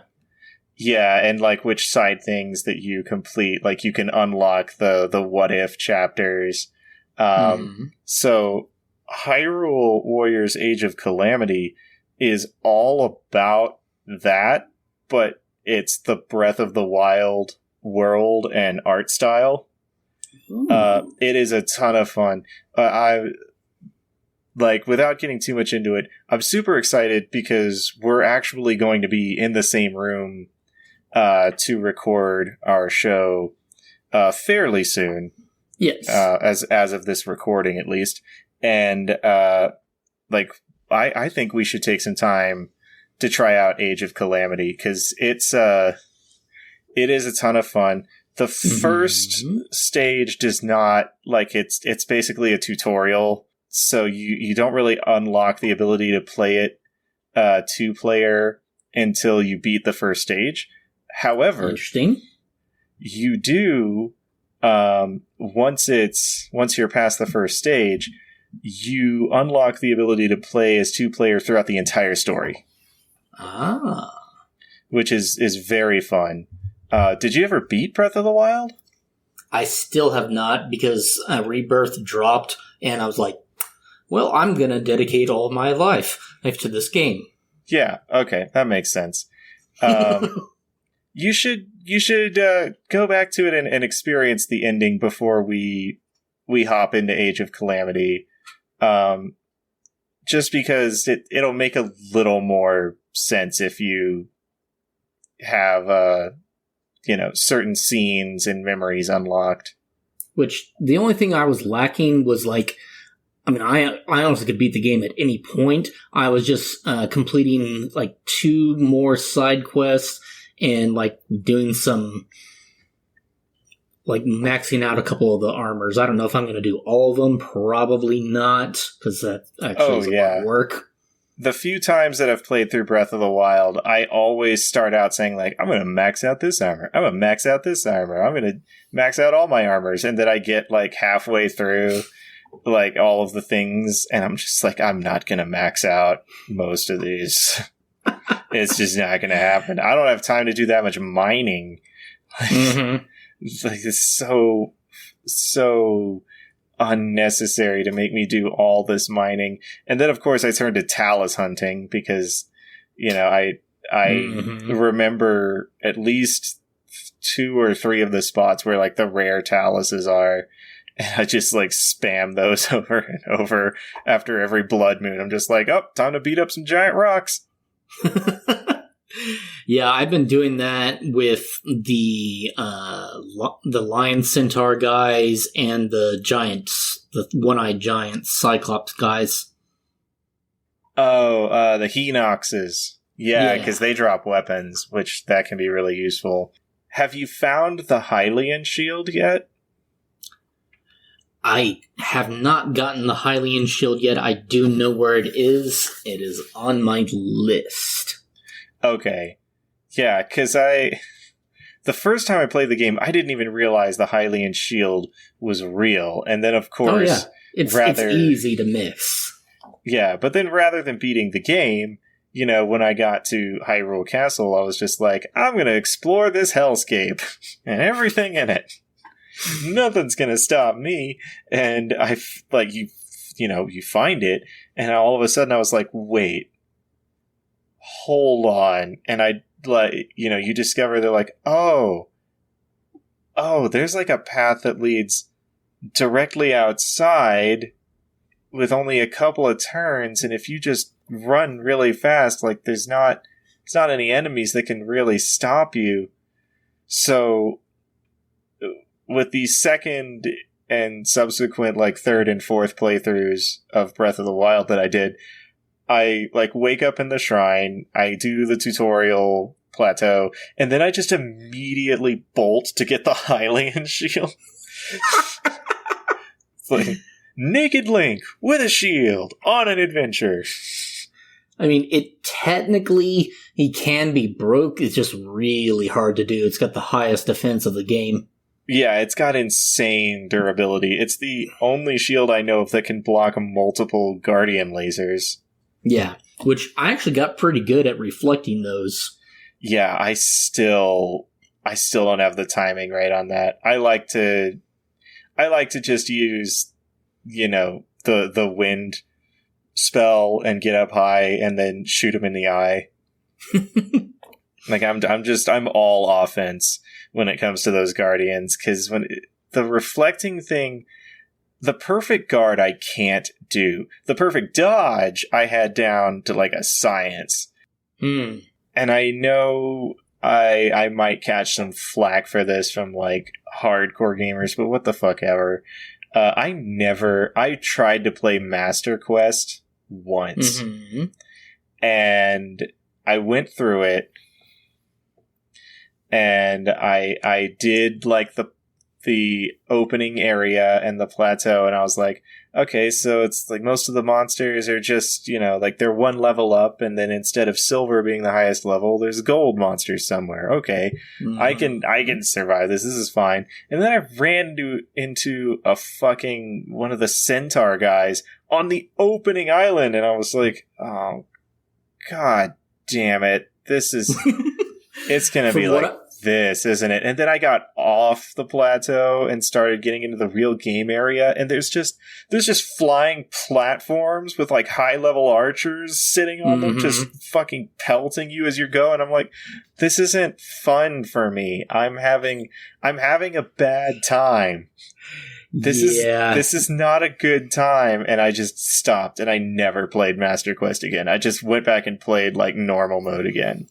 There's apparently only one first level Bogoblin in the entire game on master level. Everything else is second level or higher. Well, wait, where's the one level 1 guy? I honestly don't remember exactly where, but he's like riding a horse. Okay, yeah, because I'm like, I thought the whole point was that everything was like powered up one level from where it was. No, there is one that I know of that is the only one. That must be for like the hell of it. Yeah. I remember seeing one video where I don't know how they did it, but this guy managed to kite all of the, like, he had like at least 50 or 100 of the Guardians and chasing after them, and he used those to take out Ganon. How did he get them through the door? You know what? It's whenever Ganon does his second phase and he's out in the open. Oh, right, because that part is like, see, I never tried to like actually just ride off somewhere in Hyrule Field to look for anything else that might exist. I was always just like, I got the bow of light. I'm just going to shoot Ganon and it's over. I don't really feel like... Because it doesn't give you your horse. It just gives you a horse. And I'm like, well, what about the horse that I went through all this trouble for? And it's a super horse. What about Epona? I put my amiibo on the thing and I got Epona. Like, Epona just gets left out of the finale? It's bullshit. I actually bought a set of the cards because I didn't want to actually get the amiibos or whatever. So yeah, I can just have like, it's like 46 or it's a lot of cards, and it'll just give you free stuff once a day. Yeah, I have a set of cards, but it only goes to like 23 or 24 or something. Like I don't have like one of the giant sets, because this is just a thing about like gaming in the world that we live in, collectors ruined the amiibo system. They really, really did. And not just collectors, but scalpers too. Because it's like, the figures themselves are kind of cool. Like, it's, okay, this is a cool thing. It's got a little card in it. It's got information, and you get special stuff, whatever. But, like, they're impossible to find for non-absurd prices. I mean, I got mine on Amazon. I think it was like $10 or $15. Well, right. Like, you can get the cards now, and a lot of people are like, oh, well, that's like cheating because, the Wolf Link card just comes with like a 20 heart Wolf Link instead of, actually playing through Twilight Princess and saving your amiibo data. You could just like buy that. And I'm like, yeah, I fucking can. I can do this to access parts of the game that were previously closed off because I didn't have $500 to spend on toys that don't even have points of articulation. I have a lot of opinions about the amiibo situation in the world right now. Hey, the card only gives you a heart wolf, so, and if you fast travel to a new location, the wolf goes away. I got a card that has the 20 heart wolf on it. Really? Wow. Yeah, well, the card set that I got, I scanned it to get Wolf Link for a battle against a couple of the Centaur guys in a row. And it scanned it, and it was 20 heart Wolf Link, and I was like, yes! Wow. These cards rule. The once a day thing is weird when you realize that there are like collector's items sitting in them. And getting one of the collector's items from one of the cards does not then cross it off a list of things it's possible to get. Like, I've got 3 Tunics of Time. Yeah, in a row. And I'm like, no, I want the Cap of Time. I want the Trousers of Time. I want to dress like Ocarina of Time Link. And there are hacks that you can, semi-hacks that you can do that involve manipulating the system time and save stating. So basically, you wait until you're at the prime time. I think it's like every 4 days or something. You'll have a better percentage because each card has a percentage of what you're going to get, what you can possibly get. Well, yeah. So after you use it a few times, it'll have a higher percentage to get one of the good items. And so you just save state, try it out. If it gets you good, if it doesn't, reload, and with the change the clock or whatever. But it wasn't that hard, but it's still like I don't have the time for that. I don't care enough to go and manipulate the system time. Yeah, I think the only armor set I really cared about completing from the amiibos was the Fierce Deity armor set. Oh yeah, that one's awesome. That one is awesome. It ups your attack, it makes you look rad, and getting the Fierce Deity Greatsword is just like really satisfying. I want you to beat the game so that when we play Age of Calamity, you'll be able to really get into like, it's going to be like this now. Okay, awesome. Because you actually, like, it's not a Warriors game if you don't have multiple characters. So you can play as Impa. Impa actually is one of my favorite characters to play as. Interesting. Because she does all kinds of crazy ninja shit. You can also play as each of the 4 champions. Very nice. They're present, and they're all actually really good in their own ways. I think Zelda is also a playable character. Makes sense, of course. Yeah, and the king, and right. And this isn't really giving anything away because you get him like kind of early in the game, but you can also play as Hestu. Interesting. Yeah. And all of his attacks revolve around like using his maracas to call a bunch of Koroks to come and beat the shit out of whoever he's fighting. It's really funny to watch because he's just like dancing and he's all happy and shaking his maracas while everybody in front of him is just getting the absolute shit kicked out of them. Oh, Hesty's fun. That's one side quest that I will never complete. I only wanted to do enough to get more weapon and armor slots. Yeah, but there's like 700 Koroks. You don't have to do that one. The people who completed that side quest are maniacs. Yeah, and then you get the golden shit. Yeah, it's like, hey, congratulations, here's a golden turd for all the time you wasted. And I'm like... It's kind of smelly. Yeah. And I'm just like, really? That's the prize for those people that put in like hundreds of hours to get all those Koroks? That sucks. I think it's like at least 800 if I remember right. It's some insanely high number. I feel like I eventually end up finding about 200 just because they're obvious as you go through the world, and then I'm like, okay, I've got enough slots. I'm good. I've got everything I want, and I can play through this game now. I was lowballing it. It's 900. Fuck you, Nintendo. 900 Koroks. And I haven't even maxed out my weapon and all the different slots. I think I'm at like 200 or 300 at least. Well, there are Koroks in Age of Calamity. Like, while you're going through the battles, you can just find Koroks. And the prizes you get for the Korok seeds are way better. Nice. Yeah, we'll have a good time playing that on the side. I don't know if we'll record it for the show. We might. I'm hoping we'll get a chance to finish Quest 64 before that point. But we'll have to figure that out. So I guess, Julian, this is like the end of our segment. Did we do everything we were supposed to? I don't fucking know. I don't do this.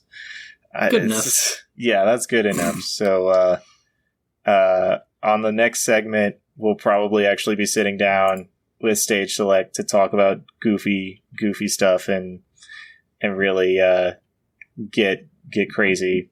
Because I do miss hanging out with those guys, and I'm hoping we'll get to be on another episode of theirs, and hopefully they'll be willing to come and guest on a few with us again. Would be nice.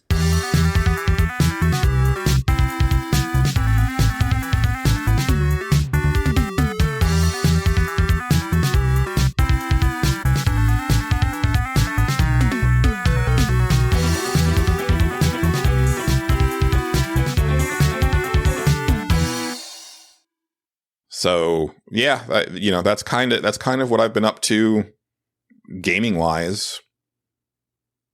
I guess I could go into this. I've been since the end of the Nerds Without Pants days. I have been reading X-Men from the beginning of Chris Claremont's run with Giant Size X-Men from 1975, and it's been really interesting to not only see the evolution of the X-Men, but also just the evolution of Marvel Comics over the years, especially once you get to the 80s and see like how much like the Reagan years like really changed the way that we look at crime and criminals. And it's actually kind of gross sometimes, like when you're reading it, and it's like, you'll I don't know. It seems like guys are just out there to just like commit like wanton acts of violence for no reason and stuff like that, which is a very, like as a kid, it was just like, oh, that's comic books, right? But, as an adult, it's like, yeah, I don't think that this is really how it was even remotely. And it's kind of weird, again, taking into the account that it is a comic book universe. I understand that. The thing about 80s X-Men, I'm finding it's a very rough patch, and I wish I'm reading these in omnibus form, and I wish that they were still reprinting the letters pages from Uncanny X-Men, because I would love to know what readers were thinking of the book at the time. because pretty much from 1984 to where I'm at in 1988 has been just a complete slog and really disjointed. So there were like two major events that happened almost at the same time, almost like, well, kind of at the same time, kind of like concurrently. You had the Mutant Massacre, which is where a group of evil mutants known as the Marauders, which includes Sabretooth, perpetuated a very coordinated set of attacks against the mutant population, specifically against the Morlocks living in the sewers of New York, but also against the X-Men and anybody who was associated with the X-Men, like the New Mutants or family members or friends. And I know from when I was reading X-Men in the 90s that the Mutant Massacre was masterminded by Mr. Sinister, who has not been introduced by this point in the comics, mind you. He is mentioned by name once by one of the Marauders in one panel during the Mutant Massacre, but you don't see him. He's not like the scheming guy behind the scenes that you find, that you get introduced to. At some point, there's just like a full page picture of his face. Like that's kind of his first, as far as I can tell, his introduction. And I don't understand how they, like that's how they introduce this, this character that I actually know very little about. Mr. Sinister. I didn't really encounter him really at all when I was reading comics. Maybe one or two like small stories here and there, nothing major. And so I was really let down by the introduction of a character that I know is very important to the X-Men lore. At the same time, you have X-Factor going on, and they're having their adventures, and they come across Apocalypse, and it's the Fall of the Mutant storyline, where when they finally fight Apocalypse and his horsemen in his ship above New York City, eventually they beat him. The ship crash lands like in the bay. It does a bunch of property damage and whatnot. But X-Factor is bad. X-Factor is really bad. And I think it's because I don't like Louise Simonson as a writer. At this point, she's writing X-Factor, she's writing New Mutants, and she's writing Power Pack. And they really went hard on Power Pack in the 80s. Holy shit. What a waste of time. What an annoying team. It's like, oh, let's give these powers to these, kids that are like under 10. That'll be fun. No, it's not fun. It's actually really annoying. But then again, you got to think about like in 1988, comics were largely, aimed more at kids. So I get it. But even if I was reading this in 1988, I don't think I would have liked it. I just don't like those characters. And they show up in X-Men shit all the time. It's so annoying. And she writes them very, I don't know, she writes all of her characters very immature, including Cyclops and Jean Grey. And I think that's my big complaint about X-Factor, is every panel with them in it is just so infused with melodrama and I thought Brian Michael Bendis ruined Cyclops when he turned him into a terrorist that was basically like Magneto 2.0. But no, I think Louise Simonson actually had done the damage first by turning him into just a whiny, annoying asshole that is constantly like switching between, wanting to stand with his team and then also being selfish and going off on his own and saying like, oh no, I don't need the team. And it's just him and Jean going back and forth about this shit constantly. Sometimes in the middle of like a pitched battle. And it's like, guys, can we focus here? That like, there's more important shit than, your estrangement from your wife. Which that I don't even want to get into that whole thing where he leaves Madeline Pryor when he finds out that Jean is alive, and then he's all shocked when he goes back home and she's moved out. It's like, well, yeah, that's kind of what happens if you just leave your wife and son for, to go gallivanting with another woman on a team of superheroes. It's bad. I don't like it. Now the X-Men are in Australia. There was They fight this enemy called the Adversary, which I have never heard of, but it was a very major storyline that took place over like 8 or 9 issues. And you never actually see what he actually looks like because he's taken over the body of like a Native American shaman that was Forge's mentor. And so you never actually see who the adversary actually is. But that was a really bizarre storyline that because they still haven't actually even dealt with the fallout of Mutant Massacre. So it just feels weird. And like they still haven't encountered Mr. Sinister. So I don't really know what the plan was around this time. It feels very disjointed and very bad. But that I'm continuing on the comics. I'm also reading New Mutants, which I also think is a very bad comic. But I'm actually starting to get the feeling that I'm glad that I'm reading it because I have a sinking suspicion that the stuff going on with Magic, aka Ilyana Rasputin, Colossus's sister, is going to factor in very heavily to the Inferno storyline, which I'm about to get to. So I'm kind of glad that I've been keeping up with it. I really just want to see how they get to X-Force. I want to see how that happens. But unfortunately, there's only 3 volumes of New Mutants in omnibus form. And then I think there was an X-Force Volume 1 omnibus that's been long out of print. So I'll have to wait until they reprint it or do a different printing of all of that stuff to figure out how that actually happens. But yeah, it's a whole thing.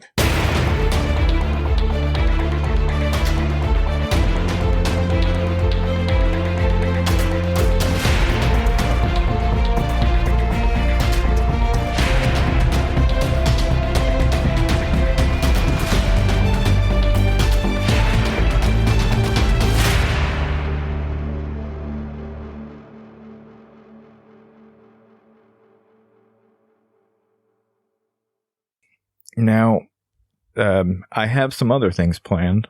Nobody's seen this coming, but I think it's time. I think it's time that we went back down a certain road that we haven't gone down. A lonely road. I don't remember how the stupid Green Day song goes. It's a whole thing. He walks a lonely road, the only road that he has ever known. He doesn't know where it goes, but it's only him, and he walks alone. We get it. You're by yourself. Fucking Christ, Billy Joel. Billy Joel what the hell is that guy's name? It doesn't matter. Fuck that guy. Billy Joe, not Billy Joel. Billy Joel's a whole... I'm moving on. All right. Here we go with this. This is something I've been excited about. I haven't been like saving it or anything. I just wrote it today, but it's been a while, and I think it's time. And this is the section that I call Books. Check 'em out. Books, check 'em out. It's back. It's time for the second chapter of Lara Croft Goes to Wingstop. The long-awaited second chapter. Now it's been some time, and where we left off last time, a man was asking Lara Croft, the Tomb Raider, about her Jeep Grand Cherokee that was in the parking lot, because he wanted to know if he should visit his local Jeep dealer. She had ordered everything at the Wingstop through a waitress. That's important to note here. There was a whole waitress system at the Wingstop. It was a whole lot of stuff. You'd have to go back. It's a very intricate plot, so, but anyway, Lara's waiting on some chicken and she's talking to this man. Okay. So here we go with the long awaited chapter 2 of Lara Croft Goes to Wingstop. 1 second, Lara told the old man who was asking about her Jeep Grand Cherokee. I forgot I was British and I will require 1 hot tea while we wait. I will buy you the tea, the old man said. Just tell me what options I should look for when browsing the selections at my local Chrysler Dodge Jeep dealer. Shut up, Lara replied. I know what you are. You're a Mayan ghost, and you're here to take revenge. How did you know? The Mayan ghost asked. Like that. Because I just did, Lara answered. I'm very smart. Cool, the Mayan ghost said. I will leave now, but remember, Lara Croft, a blue jay is the color blue because he is sad about shit. Okay, Lara said as she got up from her seat. Waitress, I will require 1 hot tea while I wait for my order. I am very British or whatever. I'm sorry, ma'am, but all of the waitstaff, including me, have been fired, the waitress replied. Apparently Wingstops don't have them. Who knew? Apparently some guy did, Lara said, answering a clearly rhetorical question. Oh well, it's probably for the best. The Mayans know about this place now, and they won't stop coming here and asking about the great deals at your local. Just then a loud sound happened.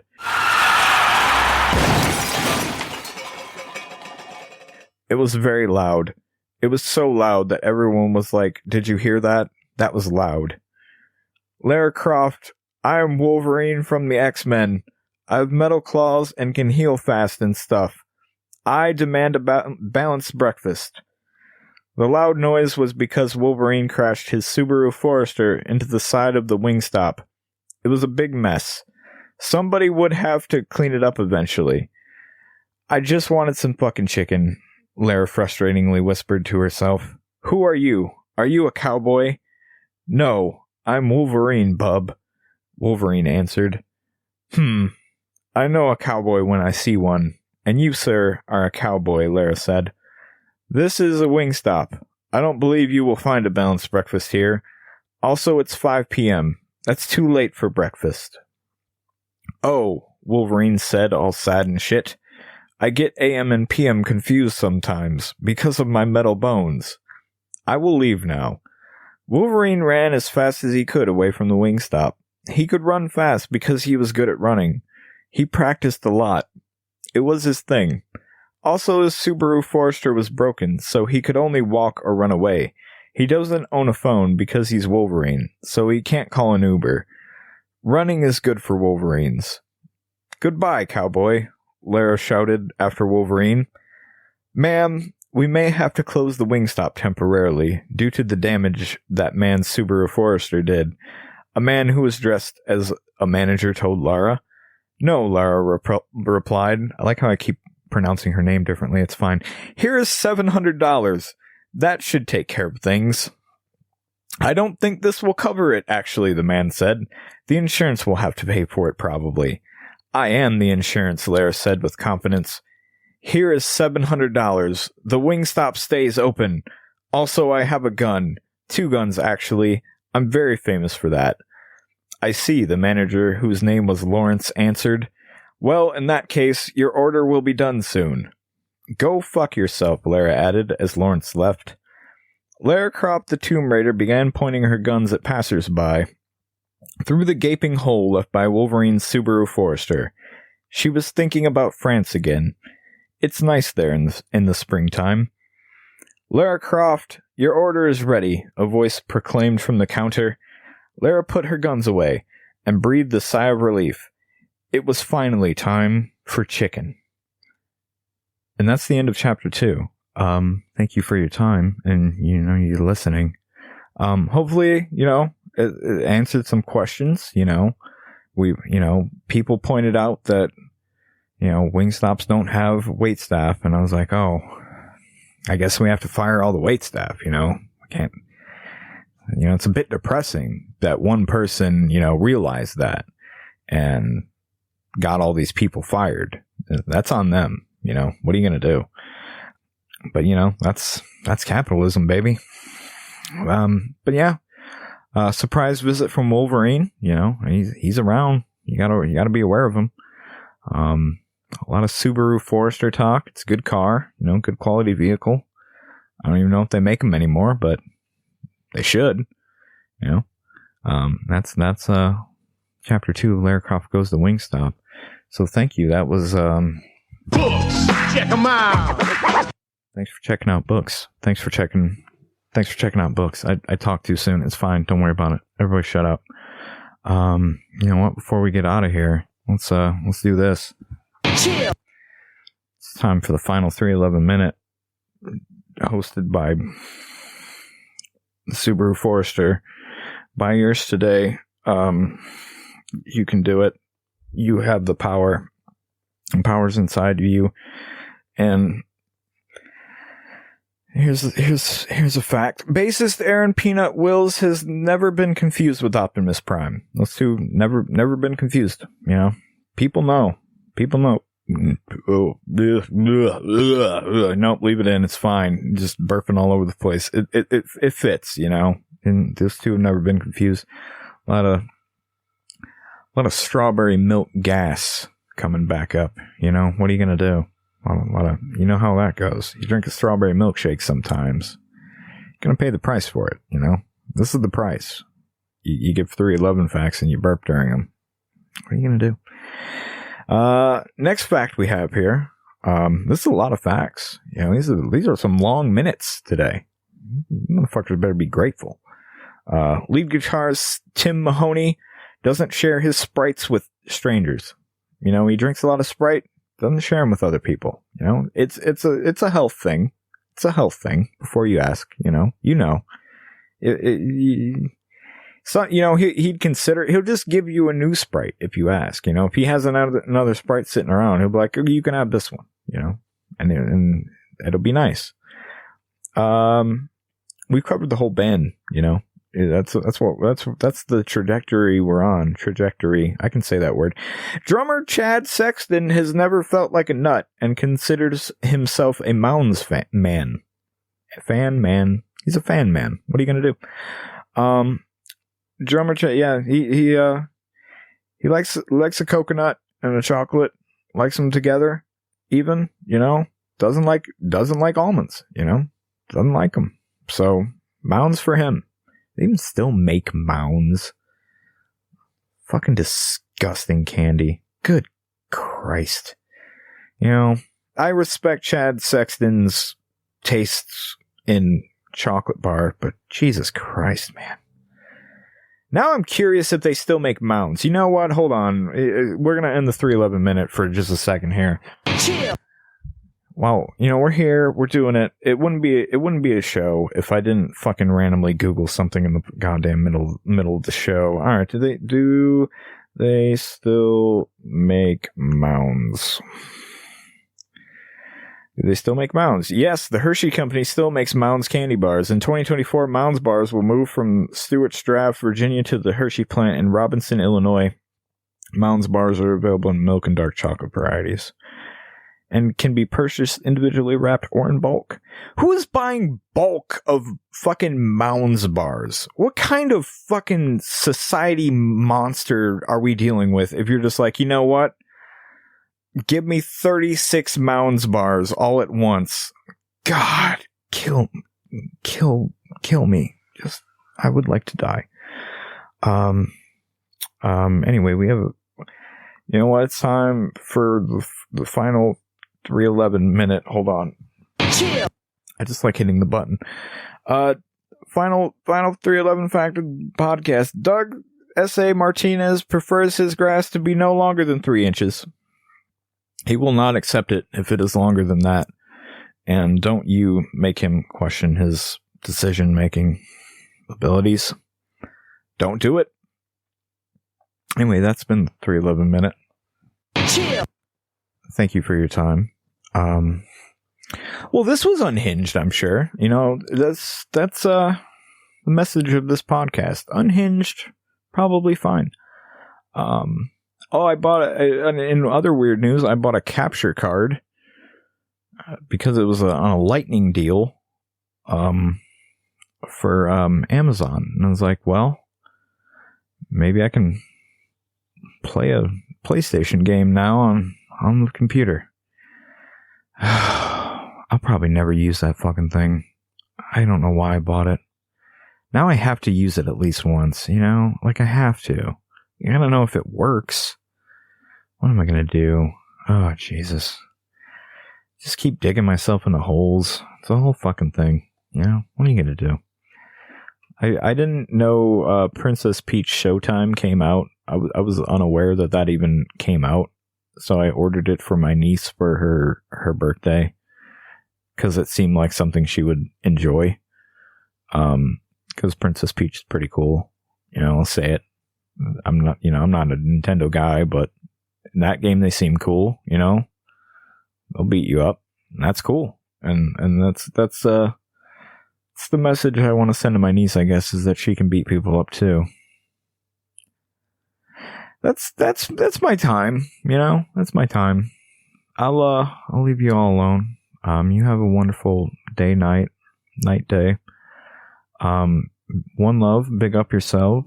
Don't try to strike chords that are A minor. Okay, that's it. Goodbye.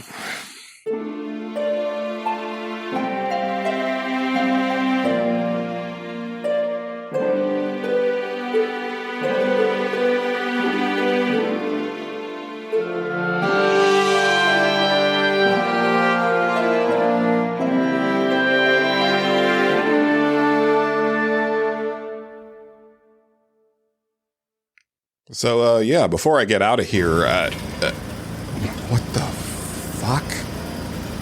What the? Yeah, just, that looks good. Just bring it down. Just, over to the left. That's perfect.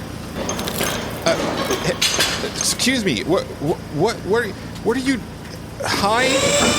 Oh, hi there. Hi. I'm T. Jeffleys. Oh, right. The game presenter guy. Yeah, that's me.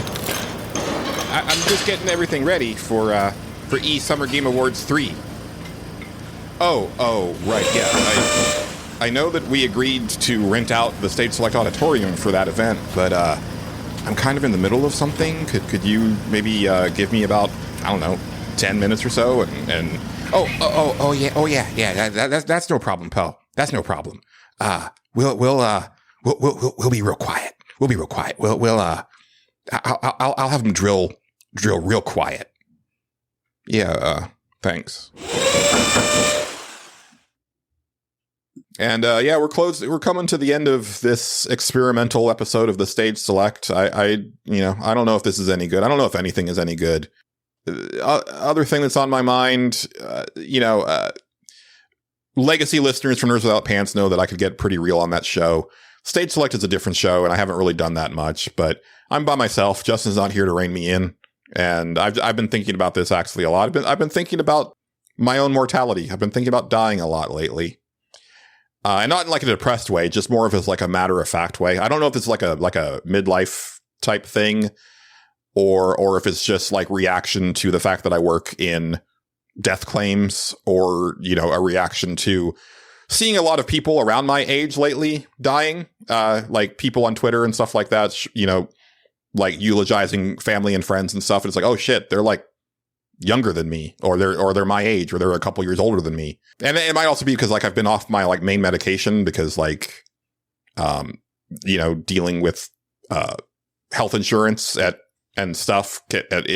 It's way more trouble than it's worth, and sometimes it's really difficult to get the medication that you need, especially when you have to switch providers because of changing jobs. But I don't know. It's been something that's been like kind of weighing on me, and considering like how isolated I am, and my diet, and the fact that I work from home and I don't move around very much, like. There's a very real possibility that I'm not going to be around, that I'm like much closer to the end of my life than maybe most people would think, or that I would think. Right. And I think it also coincided with the fact that like when we were setting up the Stage Select, I was thinking like, oh shit, like this podcast I'm going to be doing this in my 50s, because we're not, we're planning on just keeping going with it. Right. Like that has always been the plan. Right. Like no matter what, like, we have monetized this show, which we didn't do with Nerds Without Pants, but it's not that like if the show doesn't, meet a certain threshold or anything like that we're not going to do it. We're going to do it as long as we can do it. As long as Justin is able to, and as long as I'm able to, like the Stage Select will persist. But I guess I was kind of thinking about like that, like podcasting is kind of going to be my legacy. Like that's going to be the thing that I leave behind. Because I'm not having kids, and I'm not going to be getting married. I think I've realized that I don't really belong in a long-term relationship. Just doesn't work for me. And I don't need to I don't need to saddle a poor woman with my shit. So like, yeah, I'm just going to kind of be on my own doing my thing until I die. And when I'm gone, like, these podcasts will be left. It's why I'm archiving Nerds Without Pants on YouTube, so that like if anything ever happens to pixelbit.com, Nerds Without Pants has another place to live. And then this will be out there. And I guess that's kind of why like I do like I don't want this. I don't want to be like internet famous, and I don't want this show to like to become like a massive, like, you know, have like thousands and thousands of listeners. Like, I would like to have hundreds and hundreds of listeners.